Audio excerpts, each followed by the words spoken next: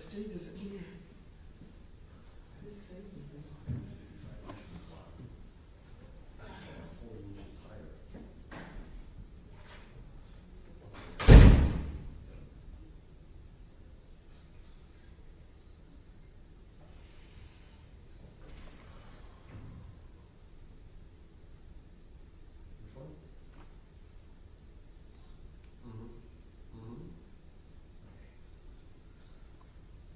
I see it, what does that mean?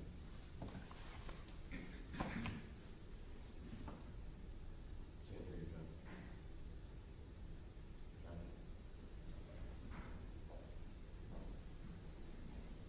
Tell me what the yellow statement. Yes.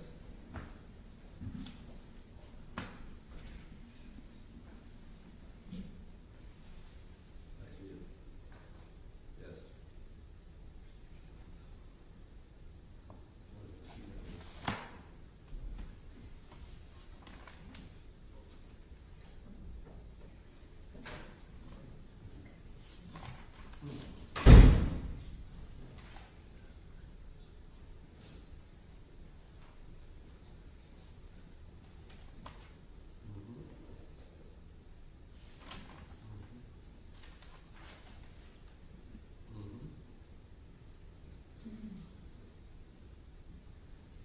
What is the red?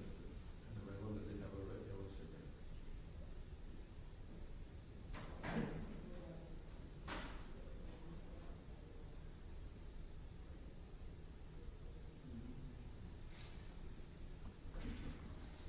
Yep.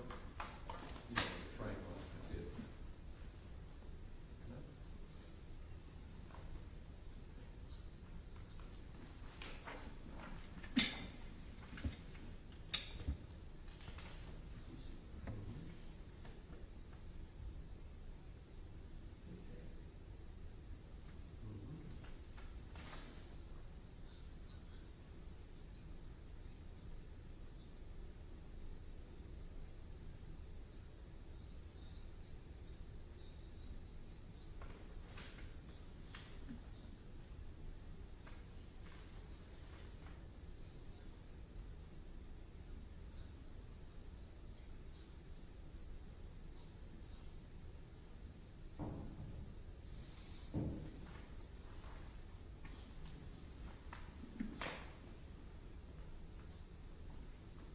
Yep.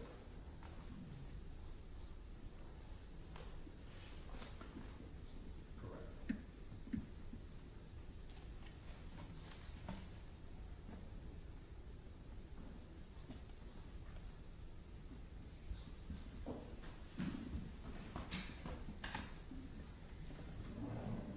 Yep.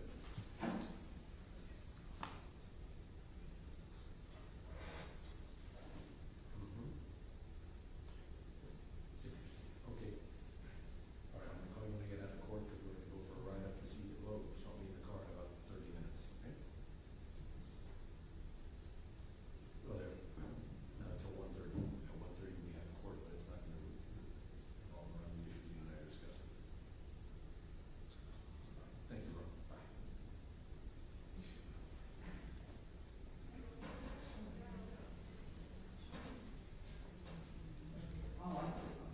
Good morning, all right.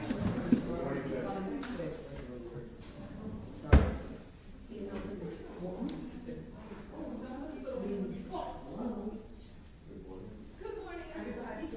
What's up with your dad? Good morning, thanks for coming out.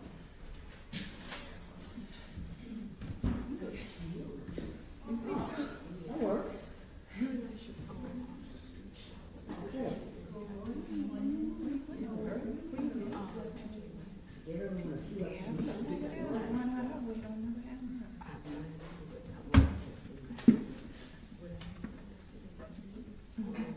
Yeah, it was cute. I did, I thought. I never wanted to hear it, right? Okay, you found I something. remember saying that. Too. I say a lot of things. That's my problem. That's my problem. Because I had this, Because I was gonna bring the jury in, open up a regular session, just, and, that's what we're doing. and I had You this have out your last night. counterparts information, you want to send them a message? So anyway, affects the prosecutor. This. Find out whether it's honest or. Mhm. Thank you. So what's going on? Huh? That's not till Monday. Yeah. Because we're all meeting together. I'm the only one that's gonna go from the defense team, That's fine. just I me gotta go alone. to Okay, James. but, Something's going you know, we're gonna be parking in cars. She told me it's gonna be on that, 1 block north of the parking lot here. I know where it is, the back door of the courthouse. Yeah, with the jails on the other side? Yeah. Okay, No. But I yesterday had reminded So me of they- the situation. we just gather it up. She already thinking like, what? And he Yeah, never I'm ready to go. going to And everyone. everybody.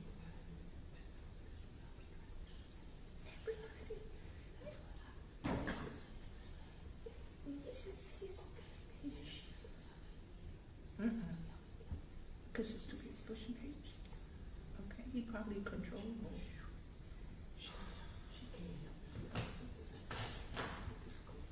Mm-hmm.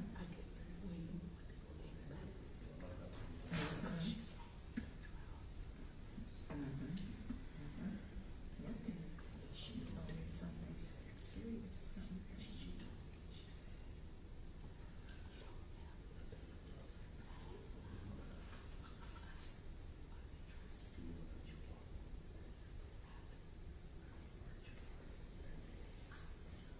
You know what she liked about it? She get to a certain point, she let him pile up, and then she takes off and doing. But she's not there. No. She's barely there half a year. And then she out now. Thank you.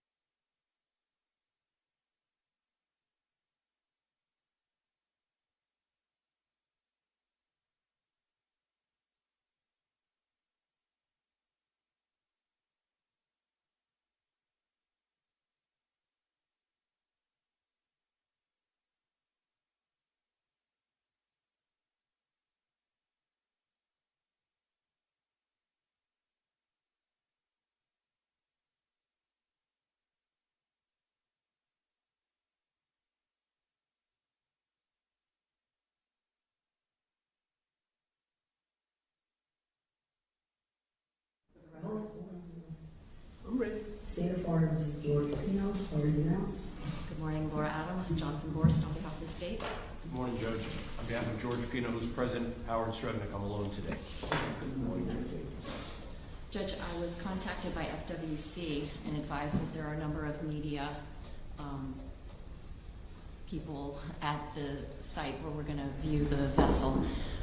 What they wanted to know is, would Your Honor give them a directive to advise the media that they'll be happy to open the doors up for the media to look at the vessel after the jury view, but they want to make sure that the jurors are not, photographed or videotaped. And so I said, let me double check with the judge. I think she will give a directive through me that I can convey to them so that they can in turn say to the jury, this is what the judge wants. That directive should have already been given. Okay. Because it's been in the works for a week, and I sent out, there's media rules that they have to follow, but I'm going to get in contact with Eunice right now, Eunice Sigler.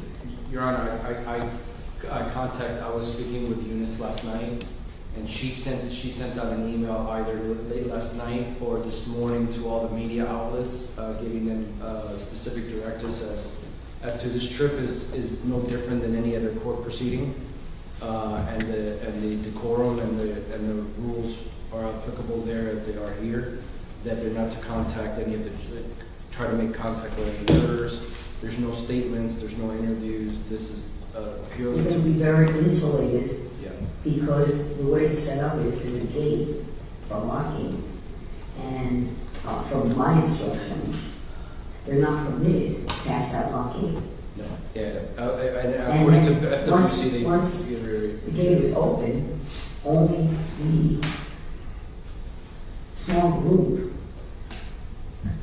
are going to be permitted to actually drive through the gate. And it's about a quarter mile. It's like it's actually paved.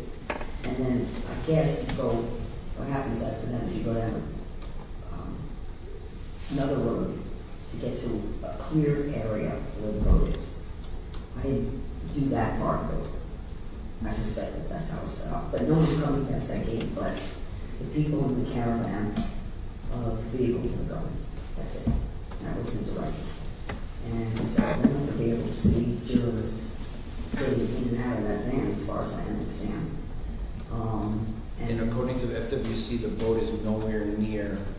It's not. It's not. Because I couldn't see it Yeah. when I pulled up, so it's not there. No one's getting to the gate. Jurors and us. That's it. Okay. So. I assume there'll be no drones. No. There's not going to be any. We did this years ago. There was helicopters. We're not doing that. I told them we're not doing that, but I see it. It was reiterated in the email yesterday that what they're allowed is one pole camera, one still photography camera. Yeah, no, I mean, after the fact, I don't have any issues with media. They want access to take any more pictures, and there's a lot of pictures anyway. What else do you want to take? But that's it. This is a courtroom. This is the courtroom moving to that location. And as soon as I get the jurors in there, we give them instructions and everyone will understand this. We're not going to be anywhere near the jurors either. We're going to be able to communicate with them. They're going to get all their instructions from me right now. Will the jurors be able to observe any of us? Yes, they will be able to observe us. We're going to be at a distance. I guess they'll have an area where there'll be maybe a couple of seats for us just to sit while they go about their business. And I'll set a time limit on it and figure out what I have to do to get there. And I'll let Renee know, and I'll advise the jury. It's probably about 30 minutes. I think that should be a sufficient period of time. Any shade where we're going to be sitting, Judge? That I don't know. But Bring an do you umbrella? have your umbrella? I did. Okay, you bring your umbrella, you can hold your umbrella. Are you going to wear your robe? I have to, I think. Wow. So I can, yeah, I'm gonna be like, very hot. It's really hot out right now, so it's gonna be really hot.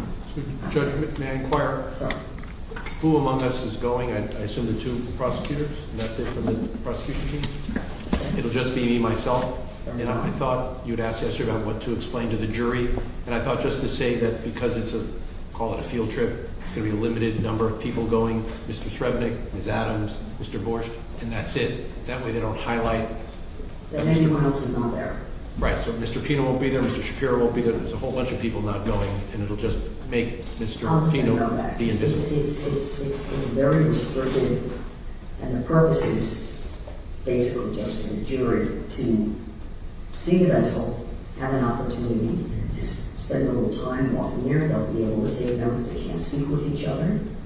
They can't speak to anyone else. Now, there'll be directions.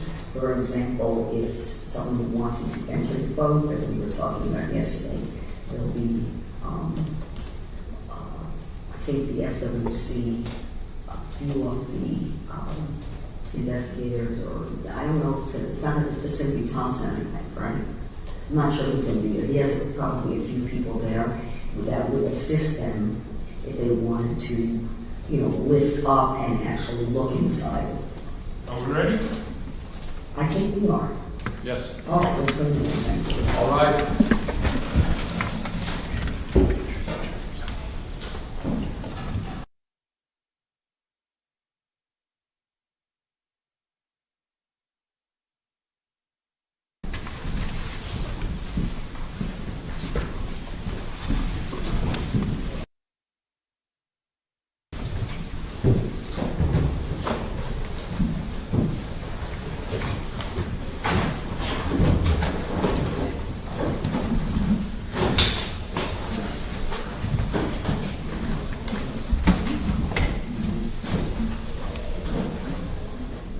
All right, everyone be seated. Thank you, just a moment.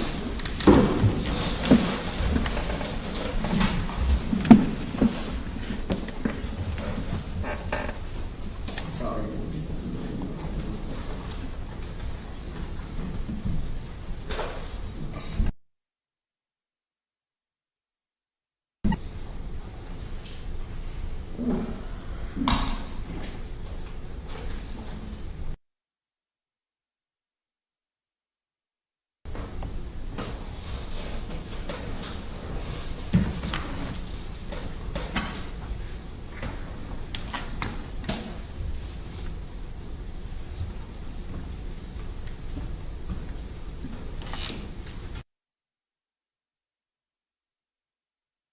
Good morning. How are you all doing today?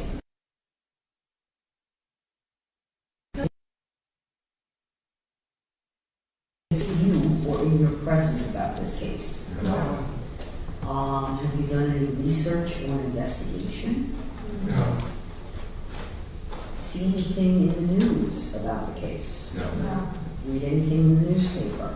No. Television? No. Social media? No. Okay.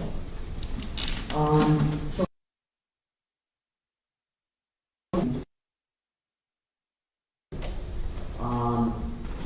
we're recreating, you cannot bring the vessel here to put it in front of you as evidence. So we're taking you to that to be the evidence. But we're conducting court, but at another location. Now, when you're conducting court, I'm going to give you some instructions, and Renee is going to assisting everyone, but just like any court, even not in the courtroom, the purpose of this is for you, again, to just view the evidence. You have your notepads with you. You took extra pens in case the pen, anyone's pen. Opportunity to walk around. I'll set probably. For again, you, each one of you. It's not a group.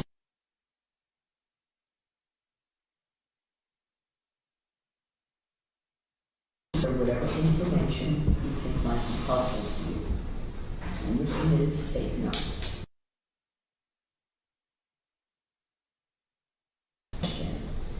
Okay.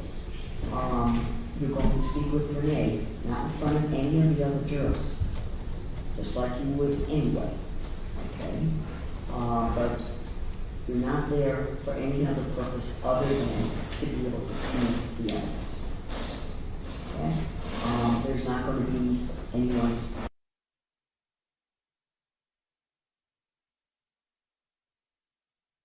going to speak with you. We're going to be, and it's going to be actually just a limited number of people going, because this is for you to go. I need to be there. I'm going to bring Vanessa, the court reporter. Okay. For the defense, Mr. Shrednick is going to be the representative for the defense, and prosecutors too. And that's it. Okay. Don't. It needs to be limited, so I've restricted that. So because other people aren't attending, or because Mr. Pino's not attending, please don't draw any inferences from that. We need to keep this as a very small group. I think that's pretty much it. There'll be individuals from Florida, from the Wildlife Commission. They're going to be there. I think they're going to have the ability to assist if anyone wish to actually get into the vessel. There'll be a way to do that. I don't know if they use a ramp. I'm not sure what the setup is, but I believe those arrangements have been made for you if you wish to actually go inside the vessel too. So you're not to touch anything, okay? For your information and for your ability to view the evidence. So I think 30 minutes will probably be more than enough time. I'm not sure if it's shaded at all. So I think 30 minutes will be more than enough time for you to have that opportunity. Okay, we're going to take you now downstairs. You're going to be escorted. Renee's going to take you. We have a van that is, I think it's a 14-person van. Yes, Your Honor. And our sergeant is going to be the driver of the van. And you're going to be escorted with police escort. So, and we're going to be caravanning. There'll be only, I think, 3 other vehicles within the escorted group. And probably will take about 35 to 40 minutes to arrive at the location. I'll have some ice water for you in the van as well. And if you had, I don't think you're going to need an umbrella unless you think you want it for some shade. I'm not sure again if the shade, I imagine there's some shade area, but I'm not sure if the road is a shade area. I'm just not sure about that. Okay? So, Renee, you can go ahead then, and you take the jury.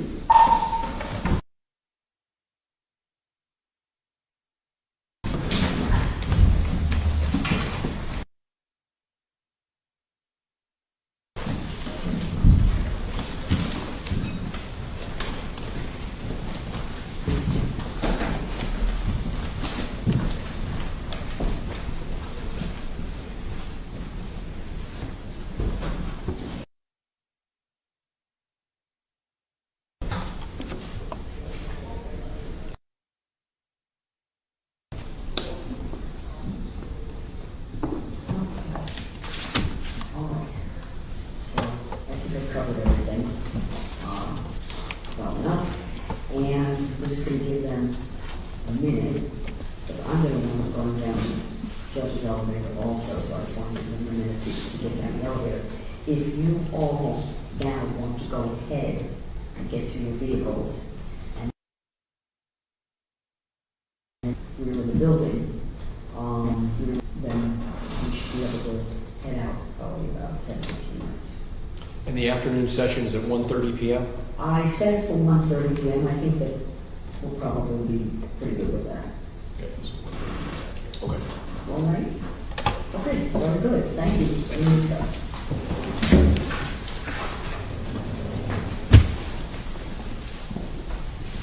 This is not something. Is it?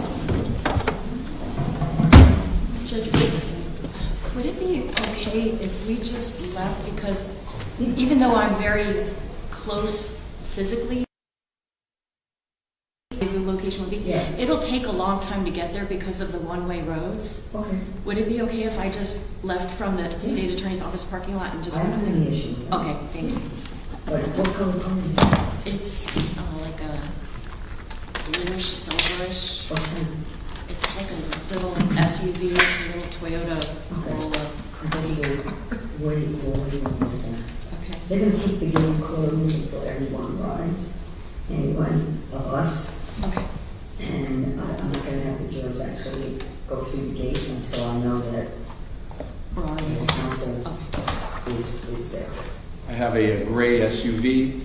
I'll put it right between the jail and the courthouse, right? Perfect. I'll be there in no time. Okay. Judge, this doesn't have to be on the record, but the rule of sequestration has been invoked. Mrs. Pino has testified for the state, but I'm told she's also going to be called for the defense. So she can't be in the courtroom during any proceedings that are evidentiary. Okay, but yeah, this is not yet. No, I understand that. Okay. I just want to make it Very real. good. Thank you so much. All right. See you all in a little bit. Kay will be here. Kay will be here at 1:30. You know, in a minute. Kay, Okay, thank you. And yes, have a good day. thank you too. I'm ready. You ready to roll?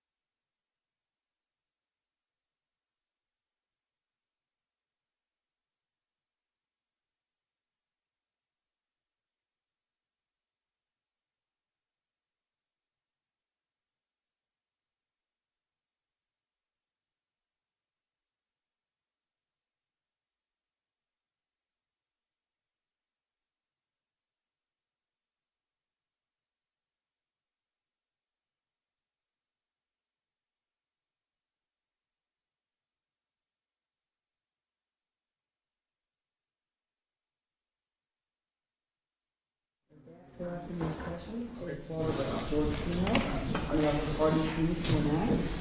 Good afternoon, Laura Adams, Jonathan Forst on behalf of the state of Florida.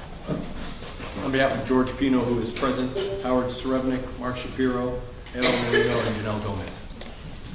Oh, very well. And Ms. Pino, would you say me swear, please?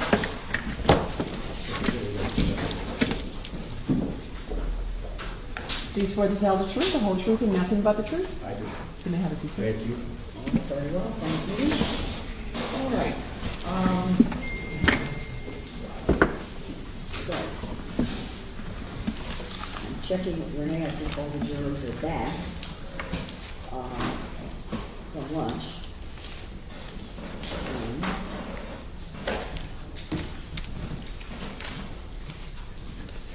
Just as a recap, we conducted the jury review. Having trouble hearing you, Judge. Okay, how's that? Better, thank you. I don't know, I asked for a longer microphone, and I got a really long microphone, but... All right. Is that better? A little bit. Okay. We went on our jury view. The jurors arrived by van at 10:35, and we departed at 10:52. I think everything, there were no issues. There were one matter we did put on the record while we were there, and that was with regard to allowing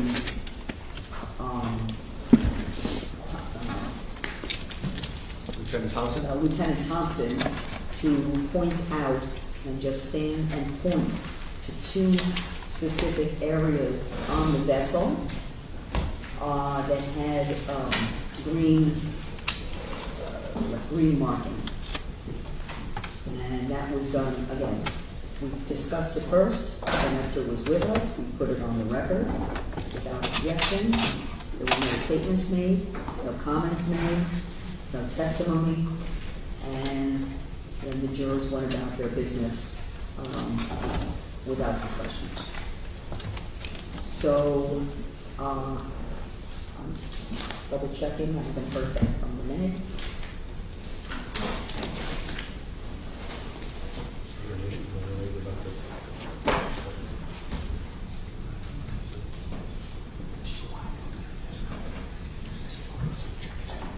Let me ask, is there anything I need to address before I bring the jury in? We don't know who the witnesses are yet. Oh, okay. Who's your first witness for the afternoon? It's Pomaris, Judge, Manny Pomaris from FWC.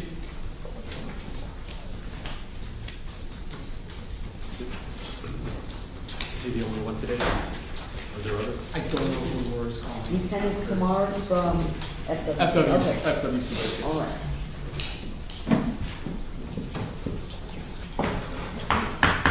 Until I see them, I'll see them first.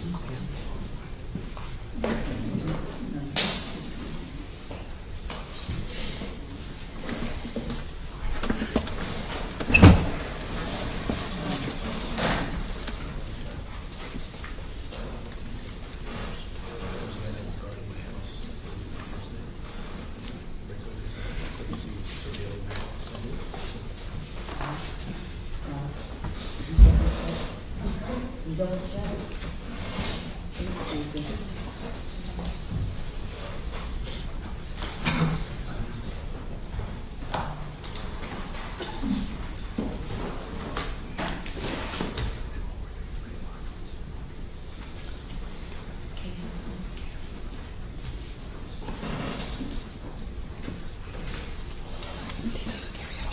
Thank you.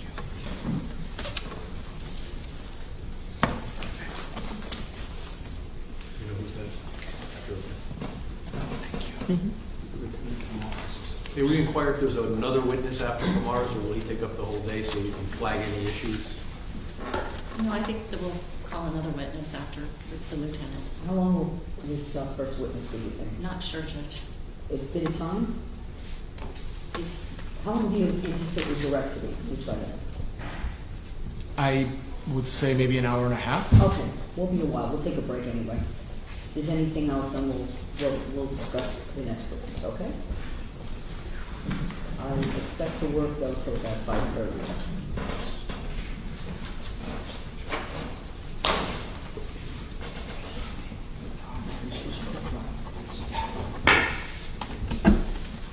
And I've showed the defense all of the photos that I intend to introduce through this witness, and I don't believe that they have any objection regarding 403 or anything like that to what I'm intending to introduce. That's not what I said, Judge. I said these were provided in discovery. Oh, I think you said you have no objection. You do have objections? Oh, we previously.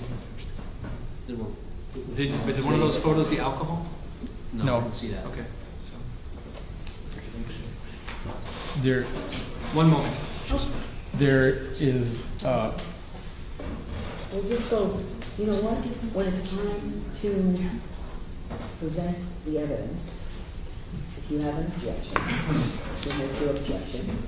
Okay. And I'll address that. This folder. Sure. Thank you. Can you say it one more time, please? It's okay. I'll just go through the witness.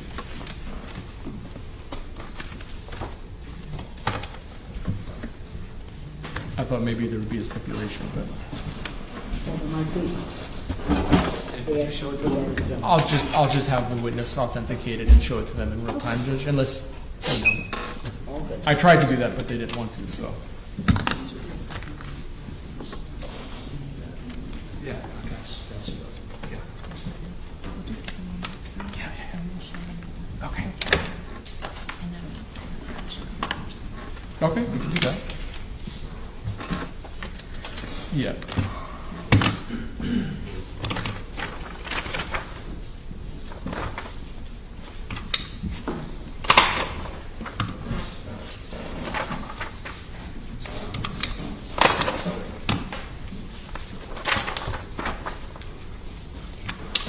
Okay. If you can kind of go in this order, because then that's the sequence that I'm going to use the witness with. Okay, So we just don't- leave it like that? Yeah, just mark it. The only one that doesn't have a folder is this one right here.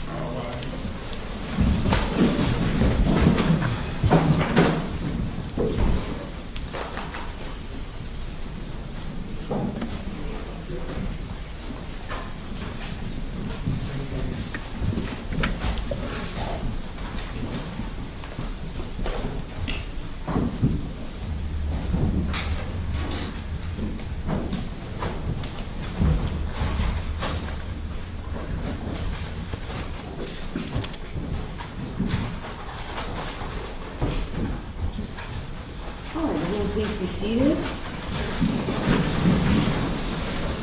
Good afternoon, ladies and gentlemen. Welcome back. Hope you had a good lunch. Let me ask, have you been discussing this case with each other? No. Or with anyone else? No. Has anyone attempted to speak with you or in your presence about this case? No. Have you seen anything in the news about this case? No. You're not looking for it, am I correct?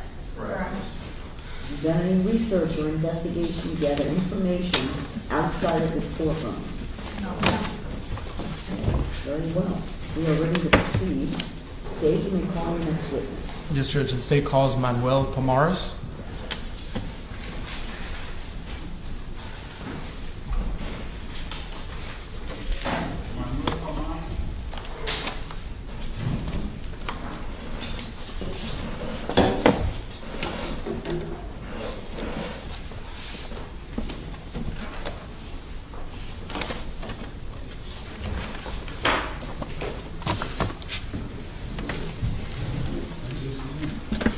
Sir, please step forward, face the clerk, raise your right hand to be sworn.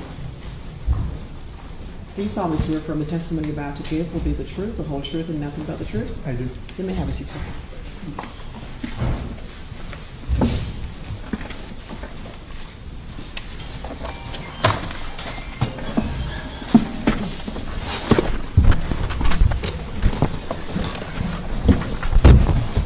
Sir, if you keep your voice up, the microphone is in one direction and the jury is in another.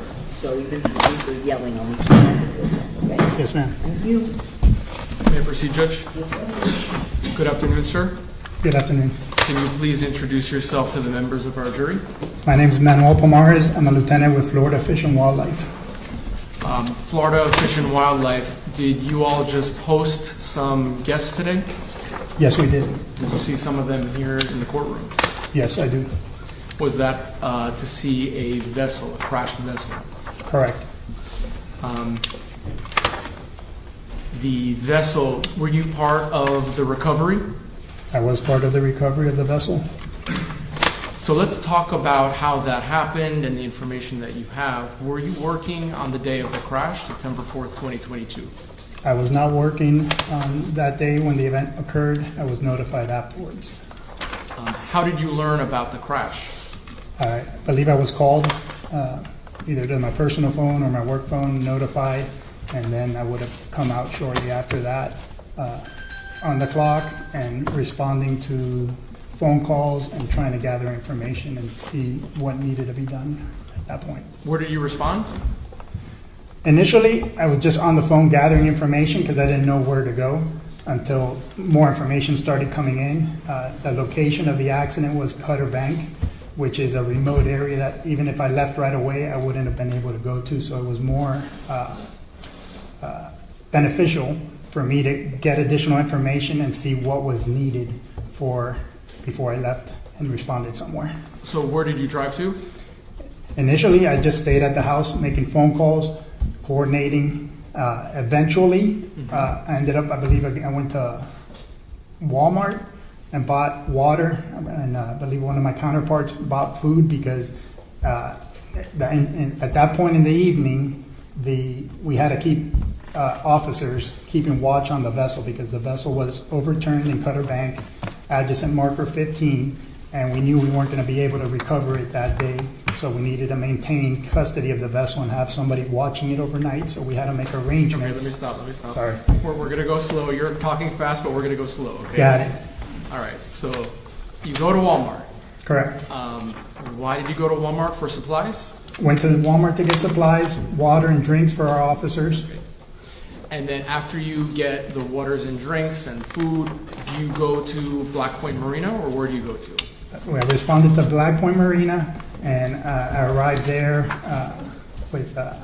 as the fireboat was arriving with victims that had not been transported because they weren't as severely injured as the ones that had been airlifted.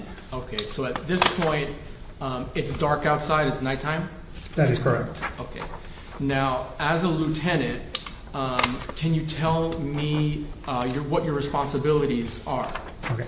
I'm an investigative lieutenant. I was an investigative lieutenant at that time, and part of my responsibilities are to provide the investigator, the lead investigator, with any assets he may need, assist him in any way that I can. Due to the remote area, the accident happened in southern Miami-Dade, almost northern Monroe County. So me getting there wasn't practical. I wasn't going to make it there in any time to be of use to my team.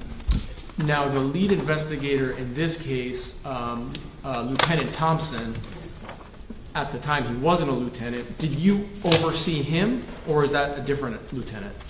He was supervised by a different lieutenant. His name is Lieutenant Daniel Miranda. On that evening, I believe Lieutenant Miranda was not available for one reason or another, and I was the one who initially responded that evening and helped out and supported Investigator Thompson. Okay. So you mentioned that you saw some of the less injured passengers. Did you specifically interact with them at Flag Point Marina?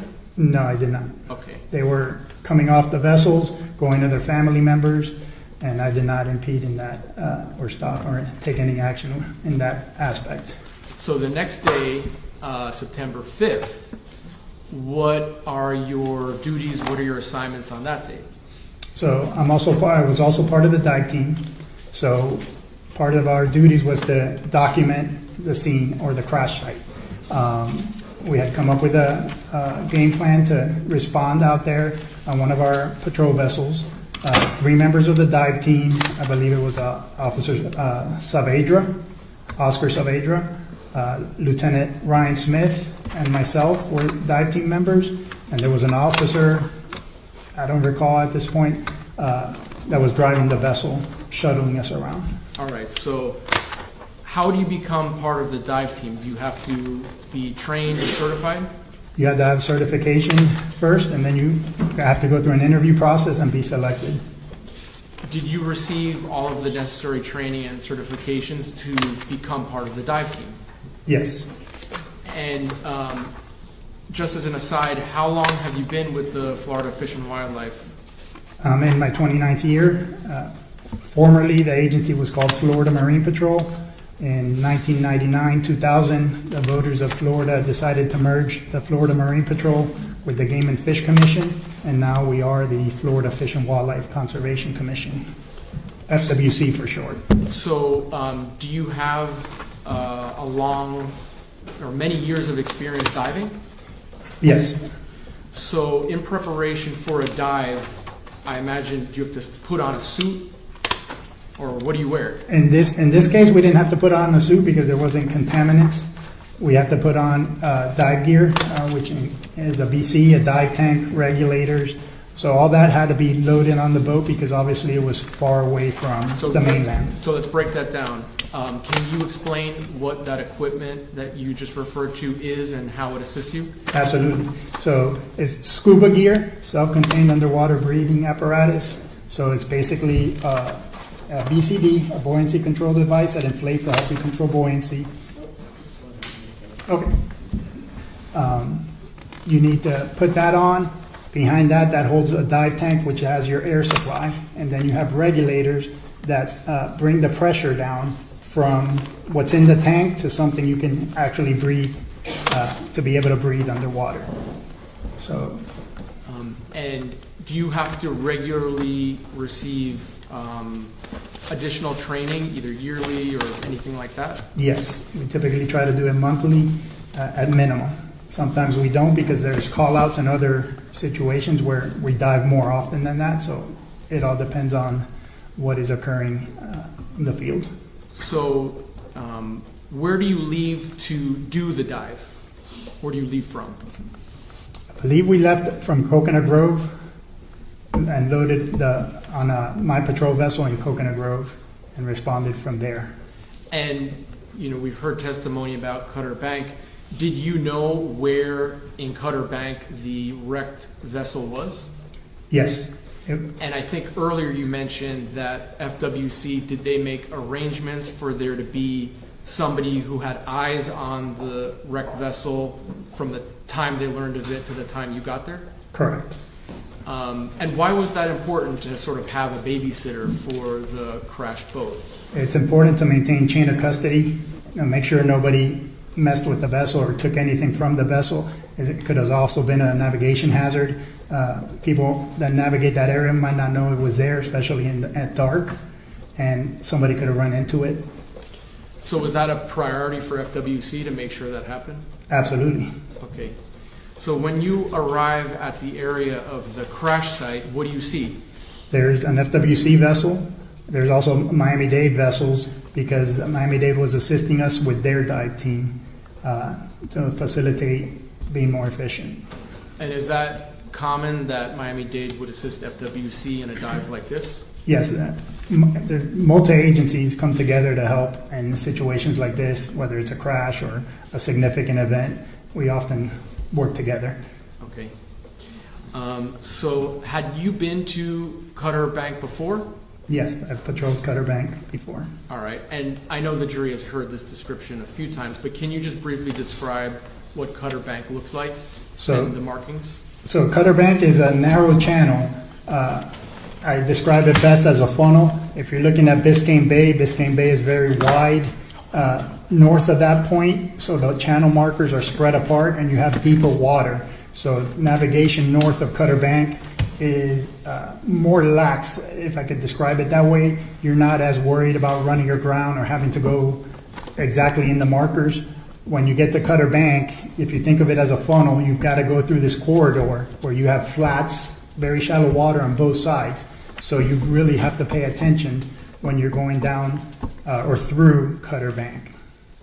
So you mentioned earlier that as part of the dive, there was going to be an effort to recover items underwater? Correct. Did you also document the scene with photographs? Yes. All right. And did you document the area of the boat crash as well as the nearby channel marker? Yes. Was there a Dayglow 15 marker at the top of the pillar when you got there?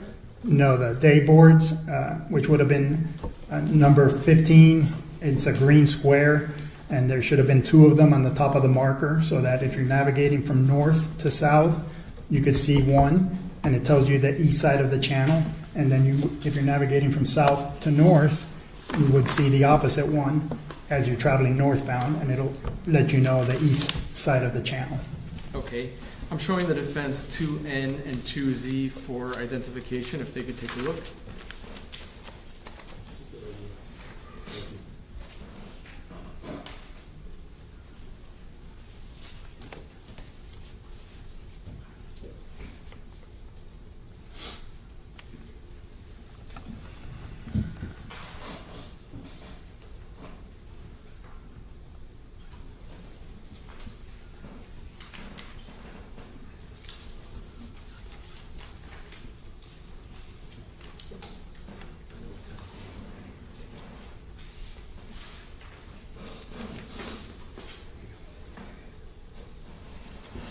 Okay, sir, I'm going to be showing you some photos. I'll kind of pass through them, take a look, and when I'm done, let me know if they fairly and accurately reflect what you saw when you arrived that morning, okay?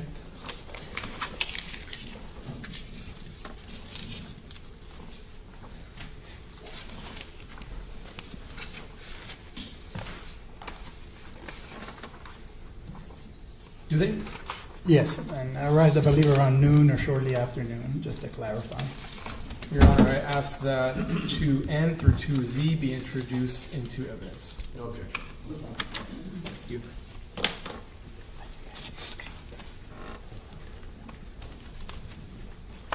State Exhibit 2N, previously marked by identification, will become State Exhibit number 25. I'm sorry, can you see? 2N will become State Exhibit number 25. Thank you. You're welcome. 2O, 26. 2P, 27. 2Q, 28. 2R, 29. 2S, 30.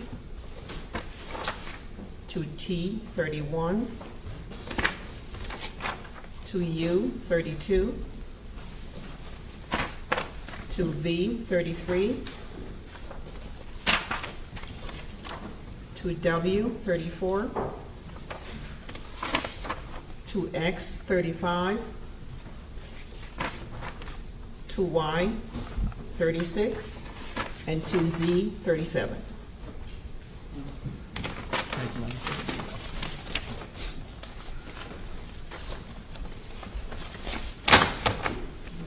May I approach the witness, Judge? All right, Lieutenant, I'm just going to show you these in groups. So I'm going to show you 25, 26, 27, and 28. Do these all show the perspective that you had of the capsized boat in relation to the pylon? Yes, they do. And are these photos, were they taken by you yourself? Yes. All right, may I publish these, Judge? Yes. And do these photos just offer different perspectives on the scene? That's my question? Yeah. Yes, that's the perspective, looking from the marker in a southeasterly direction. You could see what would be Key Largo and Pumpkin Key in the background, in the horizon.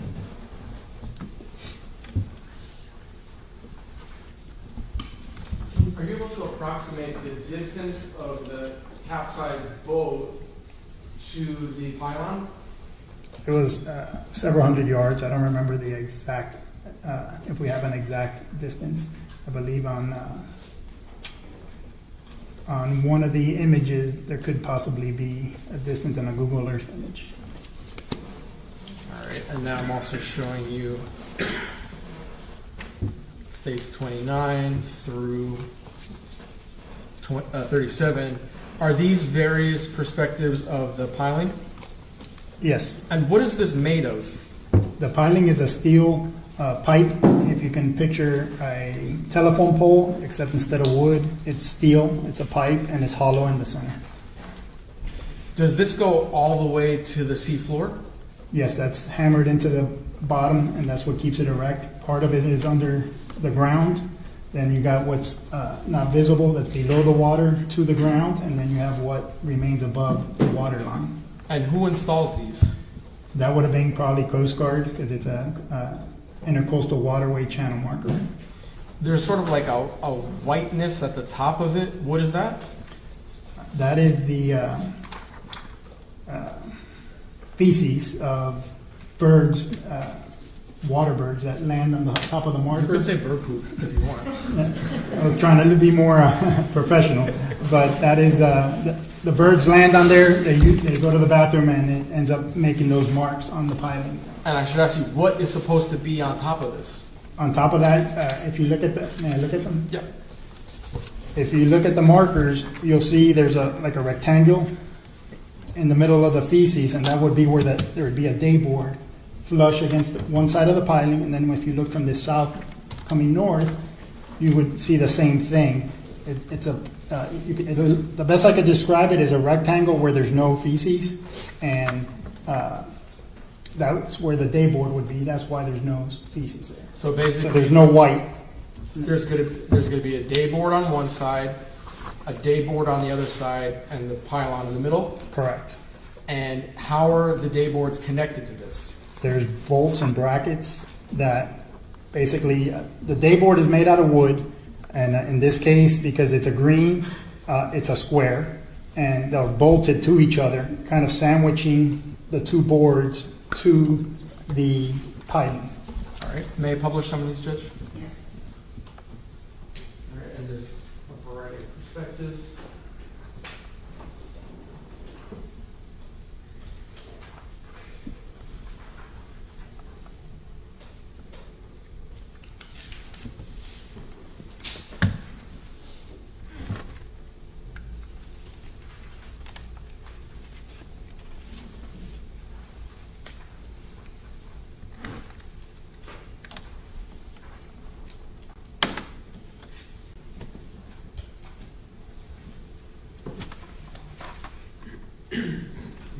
The day board markers, what are they made of? They're typically made of plywood, and they have some kind of laminate adhesive sticker on the face of it that faces out from the marker. And it's typically has some kind of reflective material so that and when vessels navigating at night, the operator could see the markers and make it easier for them to identify the markers ahead. What are the dimensions of the placard on, what are the dimensions?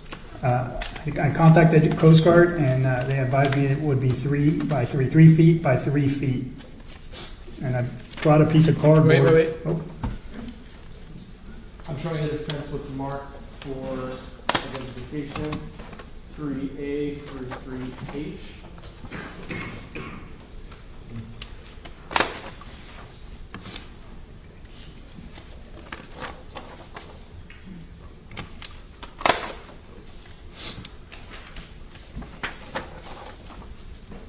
May I approach, Judge? And Lieutenant, I'm going to show you what's marked for identification 3A to 3H. Let me pass through them. And when I'm done, tell me if they fairly and accurately depict what you saw on this day. Okay, do they? Yes, they do. Judge, I'd ask that 3A through 3H be admitted into evidence. Thank you.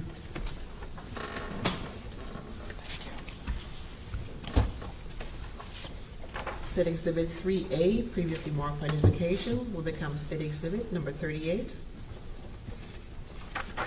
3B, 39. 3C, 40. 3D, 41. 3E, 42. 3F, 43. 3G, 44, and 3H, 45.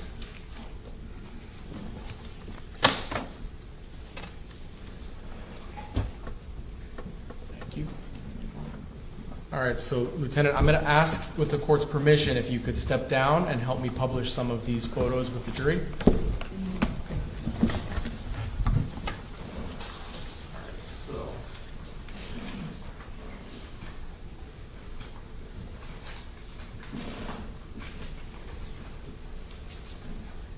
What are we looking at in this photo? If you could just hold it up for the jury. This is an image that I took. This is the vessel upside down. It's sitting on the bay bar. It's a shot of water. The treetops, which would be the roof, is actually on the bottom. So it's sitting there. It's not floating. It's sitting on the bottom. The grass, it's difficult to see, but you can see it's a grassy bottom. So it's just sitting like it was sitting on somebody's front lawn upside down. Thank you. Right there. I'm showing you what is a 40. Does this show damage to the vessel? Yes, it does. Okay, can you show yours? And now, that damage, what material is that? This is fiberglass, which is and gel coat and paint that make up the hull or the underneath and side of the vessel. In this case, it's a Robalo. The manufacturer is the main, that's in Ford and Nissan. Robalo is the manufacturer of the vessel. You could have a seat. I'm just going to publish them.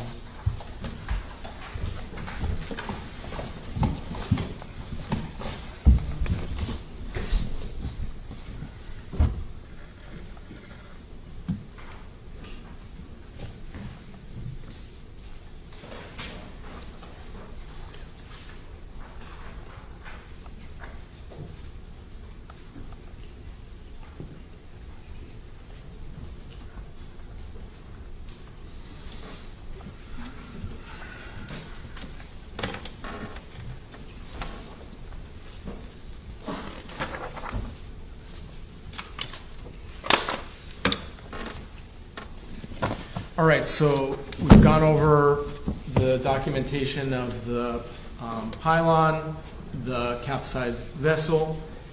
Do you then dive underwater to document the underwater scene? Yes, I do. So take me through that. What do you do? How do you go about doing this type of a dive? So the divers on this day were Lieutenant Smith and I, and then we always leave a diver on the surface in case there's any kind of emergency. That person can immediately get in the water and render aid to if there's an entanglement or air issue or some kind of emergency, unforeseen event. That officer is on the vessel paying attention to us, that diver, ready to go and enter the water if he needs us, if we need him. Okay. And do you each take turns just diving right in? No, we go in together, always go in 2 people minimum for safety. And then on that particular day, I was recording and taking pictures with a GoPro camera underwater and above the water. Okay. So tell us a little bit about the GoPro camera. Is that something you're holding or is it on your person? How does that work? It's a small camera that's in an underwater case, so it can be taken underwater, and I'm holding it. Prior to doing anything, I went around the vessel to get a 360 to see what was done or what was there before anything was touched. And I believe we did a second loop around the vessel to document everything before we touched any of the items that were on the vessel or around the vessel. Now, when you went down to video record, do you do a 360 around the boat? Yes. And just before court started, were we watching videos of your recordings? Of the video recording? Yes, correct. Okay. And did they fairly and accurately reflect the video recordings on the date that we're talking about? Yes. All It would have been the day after the accident. The accident was September 4th. This would have been the following day on September 5th. And I'm showing the defense. Oh, I'm sorry, Kate. Would you mind marking this?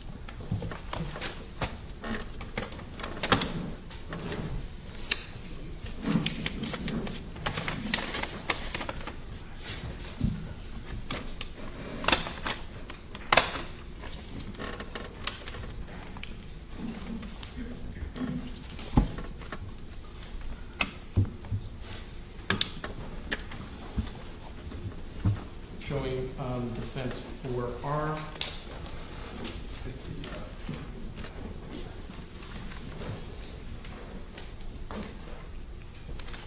Lieutenant, we, as I mentioned, we watched a video on this flash drive earlier today, and it fairly and accurately depicted the recording that you did. I would assume that's the recording device that it was on. That I just played for you. Yes. Okay. Judge, I asked that for RB admitted. No objection. State Exhibit 4R, previously marked for identification, will become State Exhibit number 46. Judge, may I publish states 46? And with the court's permission, Lieutenant, can you assist me with this? Yes. Do we have the... Yes. Okay. So, Thank you. so Lieutenant, I'm going to sit. Can you stand right next to the screen? Yes, sir.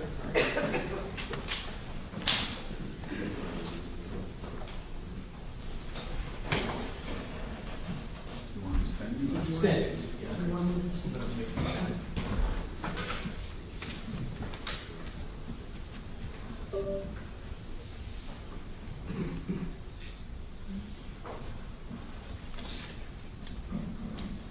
So the first file for the record is GOPR 1521.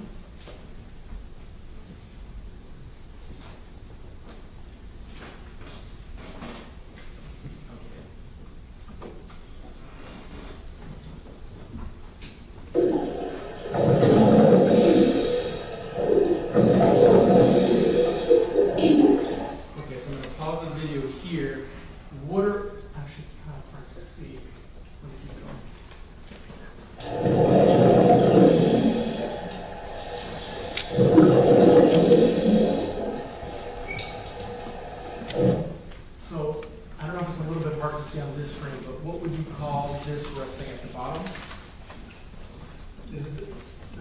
side of the center console or the T-top. The T-top would be the roof portion.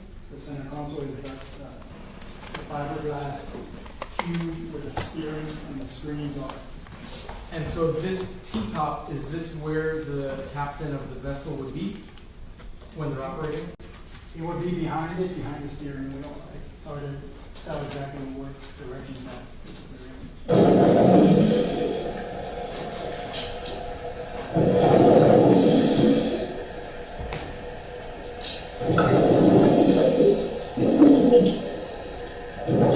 All right, Lieutenant, what side of the boat are we looking at here?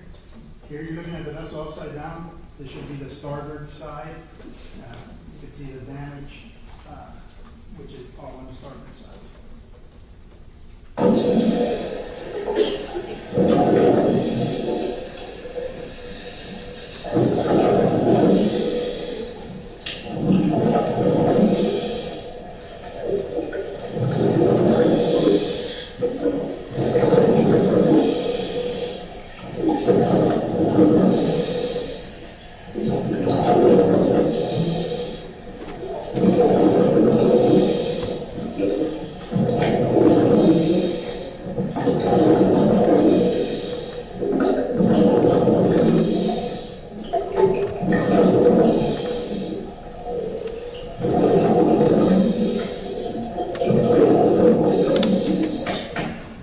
And right at the end of the video, I'm just going to go back to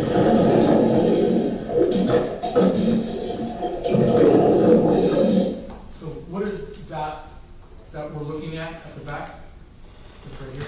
That is actually at the bow. That's the anchor at the very front of the vessel. I've done a 360 degree. I've gone all the way around the vessel and back at the front where I started. Okay, so this is the front of the vessel. Correct. Okay. All right, keep standing, please. Now, GOPR 1522, I'm going to publish that for the record.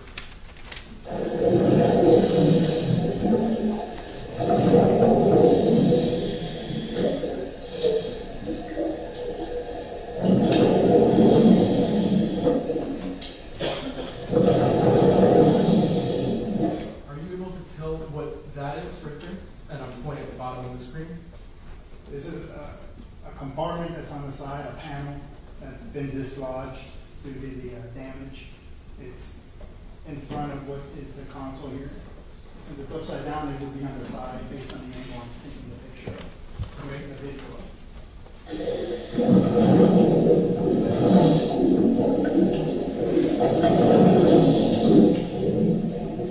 of. So is this video sort of a closer perspective than the last video? Correct.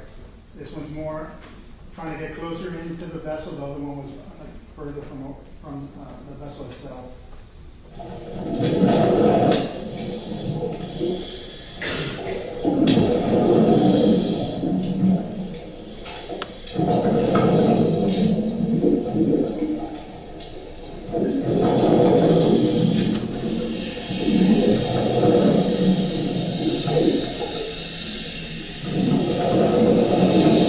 So right here, what are we looking at? It's hard to kind of see it on the screen, but Yeah. Again, the vessel's upside down. You're going to see the top, which is the T-top here, the underside of it, because the part that's normally up to the sky is sitting on the bay bottom, and there you may have some grass where it's sitting on the grass.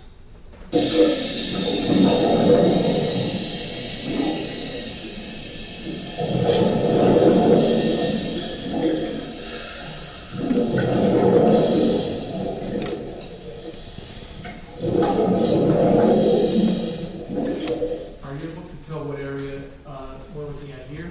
That's the helm area where the steering wheel would be compared to right here. And then this is the console where all the electronics would be. Here's the seat in the leaning post area, or the backrest of the seat. The windshield's up here.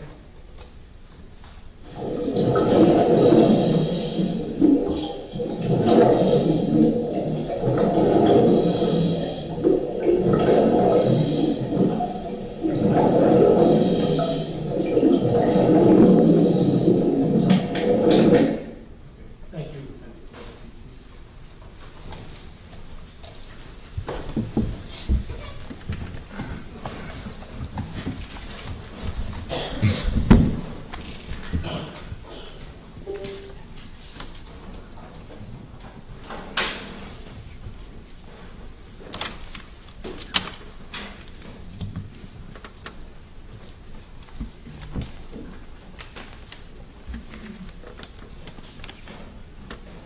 All right, so you mentioned earlier that some underwater photographs were also taken, correct? Correct.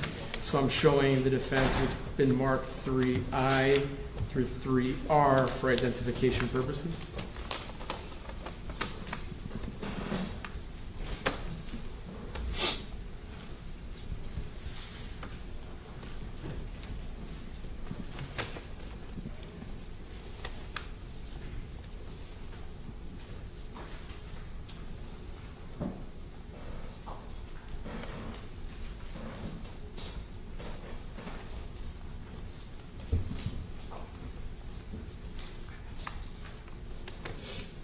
Okay, may I approach, Judge?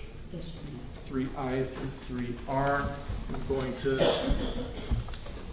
go through them with you. Please take a look, and then when I'm finished, I'm going to ask whether or not they fairly accurately depict what you saw underneath the water when you were diving.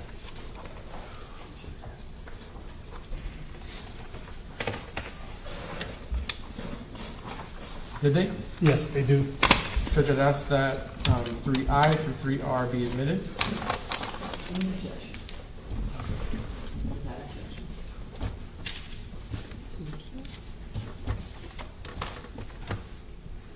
State Exhibit 3I, previously marked for identification, will become State Exhibit number 47. 3J, 48. 3K, 49. 3L, 50. 3M, 51. 3N, 52. 3O, 53. 3P, 54. 3Q, 55. And 3R, 56.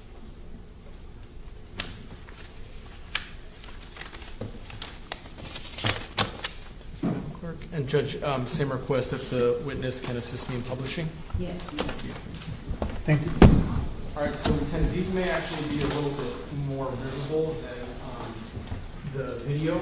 Can we just go one by one and you sort of show the jury what's depicted in these photos? Yes. In this image, you can see the T-top on the bottom of the bay. You can see the grass. Again, you're looking at the underneath. What's on the grass would normally be facing the sky. You can see a telephone right here, which is underneath of the T-top. This is the front windshield. We got a side windshield here and a side windshield here. You see the top of what would be the console and the compass there. So that's pretty much the boat upside down from front to back. Now, how about in space 48? What are we looking at here? So again, this is the helm area. So now you're looking from what would be the seating or operating position. You got the steering wheel, you've got the throttles, which will control with your hands. You've got 2 GPS units right here. They're hard to see because they're dark right now. All the switches on the console. Again, the front windshield, side windshield, the side windshield on this side. And that's the panel that I was asked about before that had become dislodged, held in place by wiring. You can see these are battery switches, but obviously it's not in its normal position, it's just been dislodged. Now, this is space 49. What are we looking at here? This is again the front of the console. You can see the front seat here. This is the seating area. This is the backrest. You can see the port side, which is not damaged. You can see light coming in through the starboard side due to the damage to the vessel. Again, the front windshield, side windshield. That's pretty much. Okay, and you could have a seat, Lieutenant. I'll finish publishing the rest of these.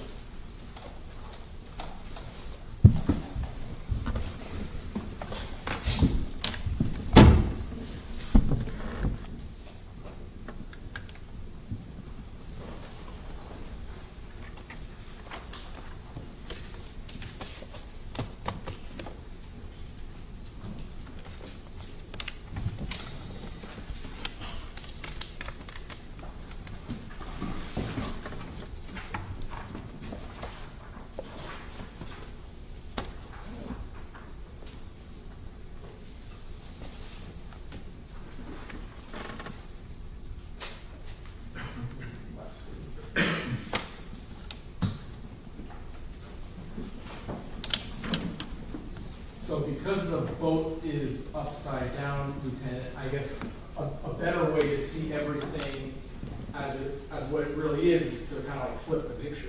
Correct. It would make it easier to see what you're looking at, but it's just turning the vessel upside down.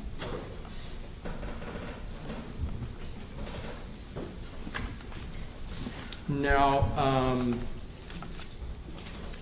when you're diving and recording the scene, are you simultaneously collecting things? We wanted to document everything first, so the video is before anything was touched, both videos. So after the scene is documented, do you then enter into, I guess, what we can call maybe recovery mode or something like that? That is correct. How do you and your partners collect evidence from the bottom of the ocean floor or the bay floor? Fortunately, it wasn't very deep, maybe 6-7 feet, and we were able to grab stuff and then hand it up to the officer and the other diver that remained on the surface. If you're a tall guy, how tall are you? 6'2". Okay, if you stood on the floor of the bay, do you think you'd... I don't think I could have been out of the water. Okay. So, who assisted you in recovering evidence? Lieutenant Smith was the other diver, so either him or I would have grabbed whatever we recovered from around the vessel and underneath the vessel and handed it up to the remaining personnel on our FWC patrol vessel. So are all of you sort of working together as a group? We were as one group focused on the vessel. Then to make things simple, Miami-Dade's dive team was focused on the area of the channel marker and any evidence that was located in that vicinity. How many times would you say, and you could estimate, how many times would you say that you dove down to the ship and started getting evidence? Was it like 10 times? It's hard to say because we're on tanks. I might have been handing stuff to Lieutenant Smith and he was giving it back. You know, we try to do it in a systematic manner and work our way around the vessel so we don't miss something. So it's not free diving where we're constantly going up and down. It's grab as much as you can, maybe get a couple handfuls, and then when we feel we need to stop, you know, I would stay where we were left off. He would hand stuff up, and then once he came back, we'd continue around the vessel. Are you like collecting these items with your hands, or do you have a net? What does that look like? I think it was mainly with our hands, depending on what we're diving for. In this case, I believe it was our hands. Maybe we had gloves on. I don't recall. And then when items of evidence were recovered, what would you do with them? We would hand them up to the officers or personnel on the vessel, and they would put them in the vessel. Does FWC maintain custody of recovered evidence from the time it's grabbed by a diver to essentially today? Yes. And are records kept to make sure that there is what we call like a chain of custody from point A to point Z here in the courtroom? Yes, property receipts, and every time they are handed off to the next person, it's logged. So do you do anything else out on the water regarding evidence collection, setting aside the boat itself for right now? I believe once we recovered everything we could from the vessel, I believe we got together with Miami-Dade's team who had recovered several pieces of evidence from around the marker. They gave it to us. We placed it on our vessel. We brought everything into, if I remember correctly, Convoy Point, which is a channel that you access by coming in through Homestead Bayfront Channel. Convoy Point is what is known as Biscayne National Park. It's their headquarters where their law enforcement docks. So it's a secured facility. We went there to unload everything that we had recovered, to give it to one of the officers to relay to our office. And the items of evidence that were collected during the dive, do you also photograph them? Yes, I did. Okay, so I'm showing the defense what has been marked for identification purposes as 4I through 4Q.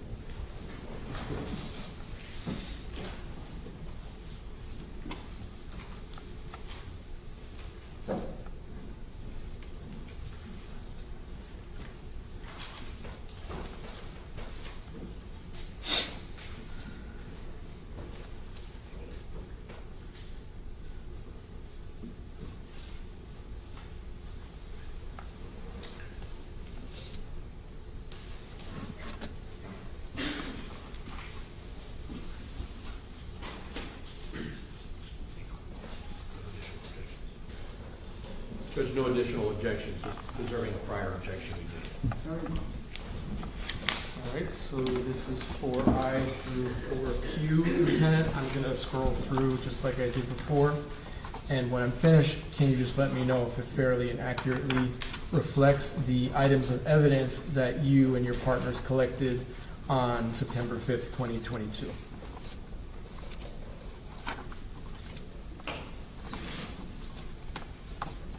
Does it? Yes, they do. Again, some of them were collected by Miami-Dade, and some of them were collected by us on the vessel or underneath the vessel. Judge, I'd ask that all of these items 4I through 4Q be admitted into evidence, please.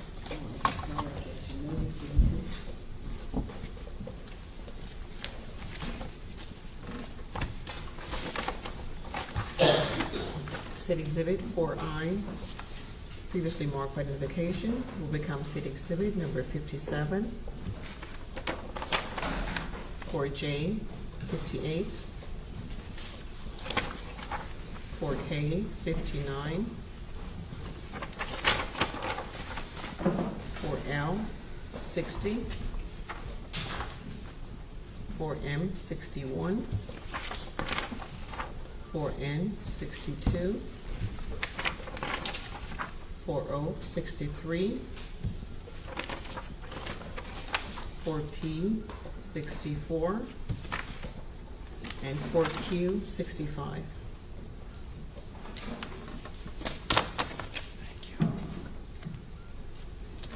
May I put the witness, Judge?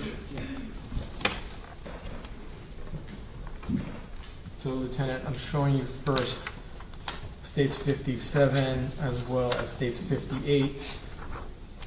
Are these sort of overviews of all of the items that were collected? These are the overview of the items collected from the vessel and surrounding areas of the vessel. Okay. And actually, before I ask to publish, what are some of the items that were collected and are documented in this photo? Starting from left, there's some clothing. There's 8 phones, a pair of glasses, miscellaneous. There's a couple pairs of glasses. There's miscellaneous fiberglass pieces from the vessel. Looks like a portion of a hatch belonging to the vessel. Looks like some kind of a fabric cooler, the fire extinguisher, miscellaneous clothing, another canvas type bag.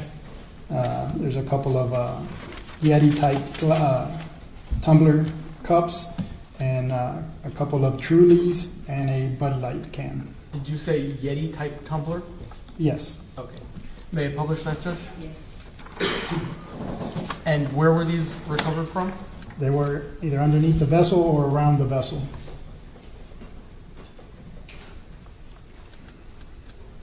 We're going to look at some close-ups in a moment.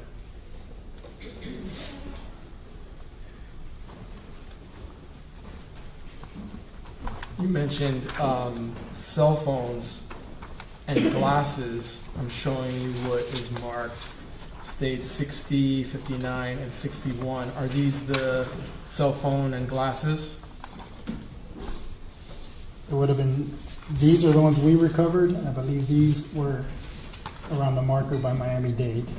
If you see these images. You got these 8. So this is the stuff that we recovered from the vessel. This group of items would have been recovered by Miami-Dade divers around the marker. So yeah, I'm getting ahead of you actually, Lieutenant, so let me slow down. So let's do 59 and 60 then. You're saying that these cell phones were cell phones recovered around or in the Pino boat?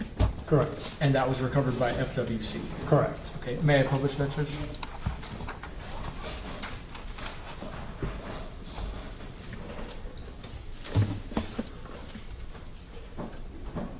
I think there are 8.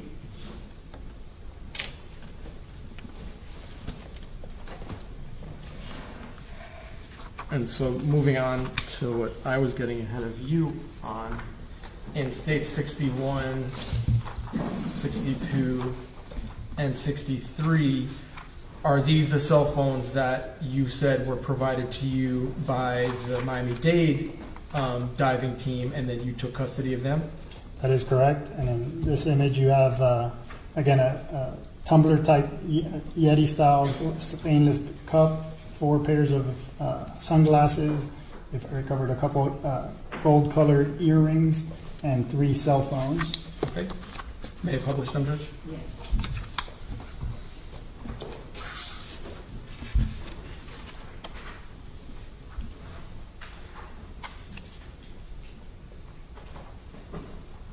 And these were by the marker, did you say? Correct.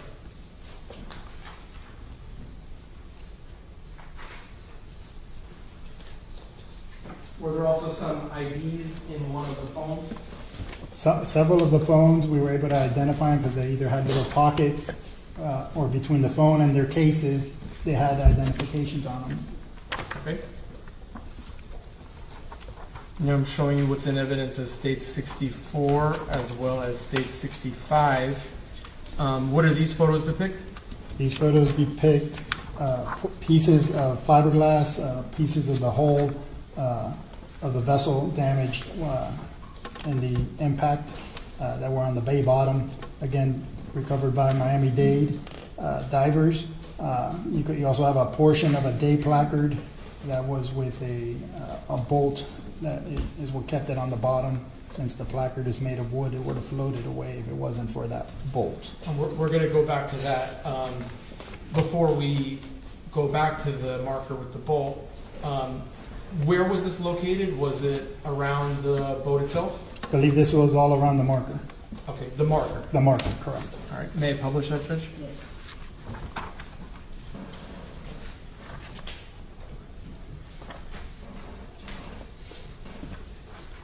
Okay, so the piece of the green marker that's in this photo, did you bring that with you to court today? I did.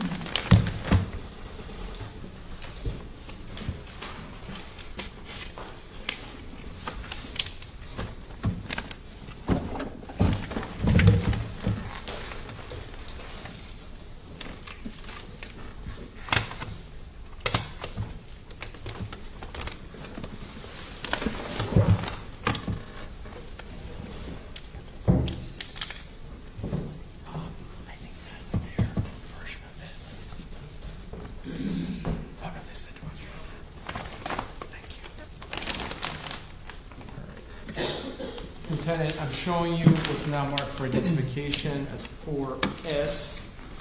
Can you please take a look at it? Can you first describe the packaging of this item of evidence? So this is a clear packaging that was packaged at our office so that I could bring and have it labeled of the recovered portion of the day marker, which would have been marker 15 from Cutter Bank. So after recovery, where has this object been the entire time? This, once we got everything to the office, and the boat we were done processing the boat, getting evidence from the boat, all the items and everything were put into the boat, and the boat was shrink wrapped. Shrink wrapped. Correct. Why was the entire boat shrink wrapped? To preserve the evidence as best as possible. Now, today the boat wasn't shrink wrapped. When did the boat become unshrink wrapped or opened up? I don't remember the exact date, but I believe the attorneys needed to go see it. They wanted experts to look at the vessel, and through the court processes, it was ordered to be removed. And at some point, it was removed. And once you remove it, you can't put it back because that's something that has to be applied with heat. And once you take it off, very difficult, almost impossible to put back on. So just to break that down, are you saying that the state and the defense inspected the boat immediately after the shrink wrap was removed, and now the way the juror saw it is after the shrink wrap was removed? Correct. They Okay. also saw it without any of the items that were in it. We were asked to remove any items that were in the vessel, so they wouldn't have seen that. And that could have been hazardous if they fell on. Correct. And itchy and uncomfortable because it's fiberglass. Your Honor, I would ask that 4S be admitted into evidence. Can I just see it?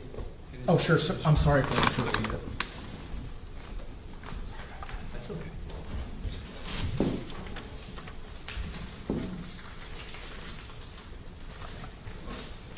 I would be asking that this be admitted into evidence, Judge. No objection. State Exhibit 4S, warrant for identification, will become State Exhibit number 66.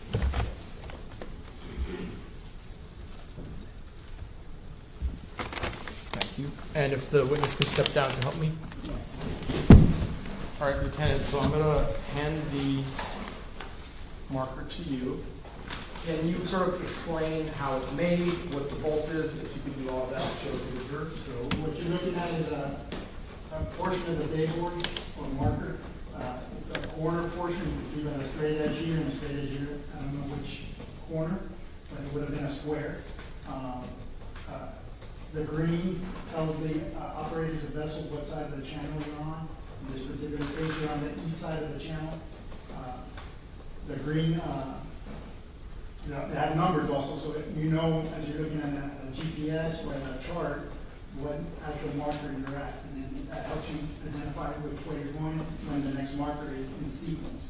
Because if you miss a marker, you can deviate from the channel, run around, and cause damage to your vessel or your so again, it's made out of plywood. It's got some kind of wrap or adhesive. It helps get it discolored. It's like a vinyl material, is the best way to describe it.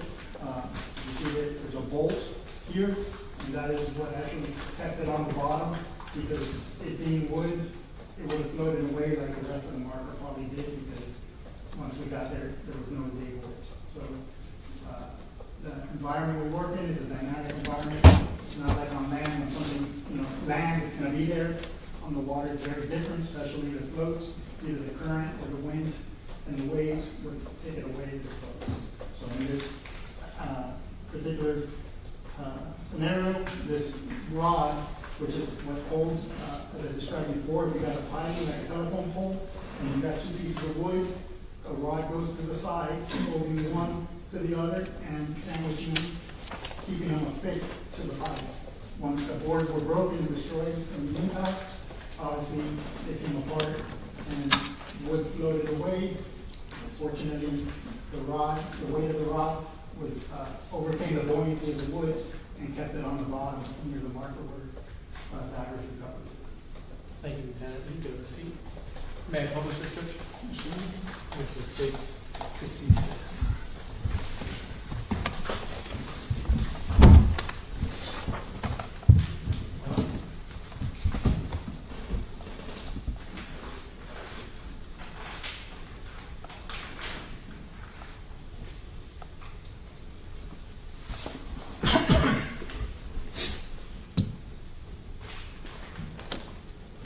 Now, did you bring another item of evidence with you to court today? Yes, I did. Oh. You said you did? Yes, I did.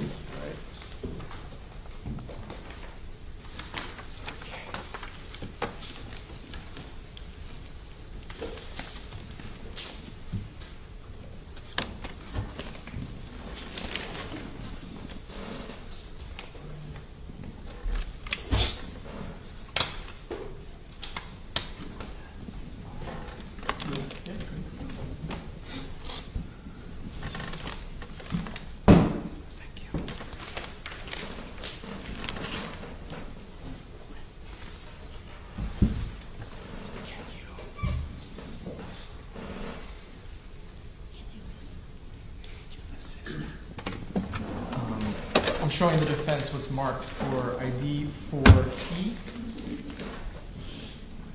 May I approach, Judge?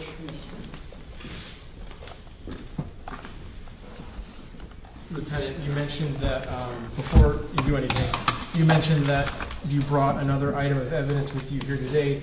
Is that what I'm showing you in states 4T for identification? Yes, it is. And similar to the piece of the channel marker, was this in the custody of FWC from the time of its recovery to today? Yes, it is. It has been. Where was it stored? Was it also stored in the vessel? That is correct. And then was it removed before the jury viewing? That is correct. Okay. And then the packaging here, it's plastic wrapped. Did you do that for purposes of court? Correct. All right. So I'm going to ask that 4T please be admitted. No objection.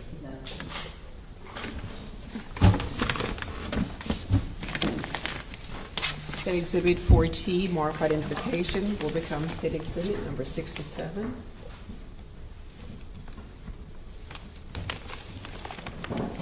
Okay. With the court's permission, could the witness borrow some gloves and open up the exhibit to publish to the jury? Yes. All right. Madam Clerk, do you have an extra pair of gloves for us by any chance? Or rename it? So just hold on one second, because I want to get you first.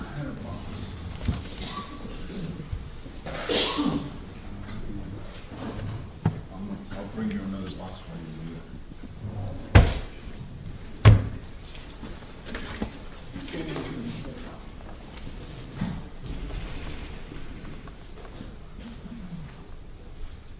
Well, one moment, Lieutenant, sorry. Just waiting for that.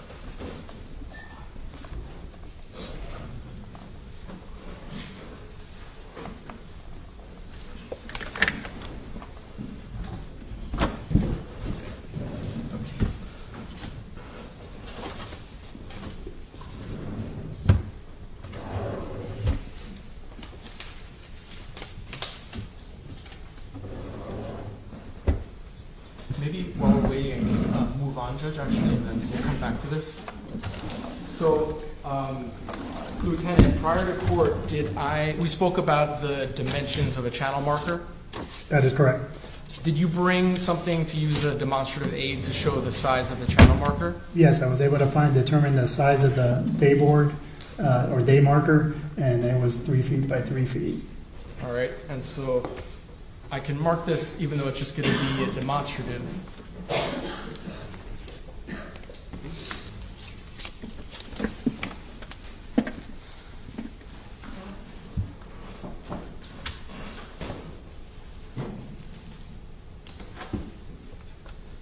And just for the record, there's no writing on any of this, it's just a demonstrative.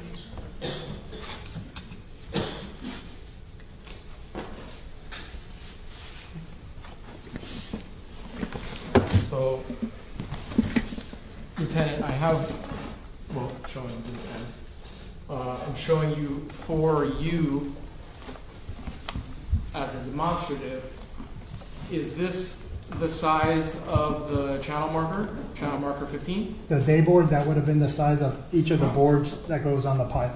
Okay, so basically, are you saying there'd be one board on one side and then one board on the other side? That is correct. Two. That is correct. And the size of each board is this? Correct. And this is put up so that voters can know where to go?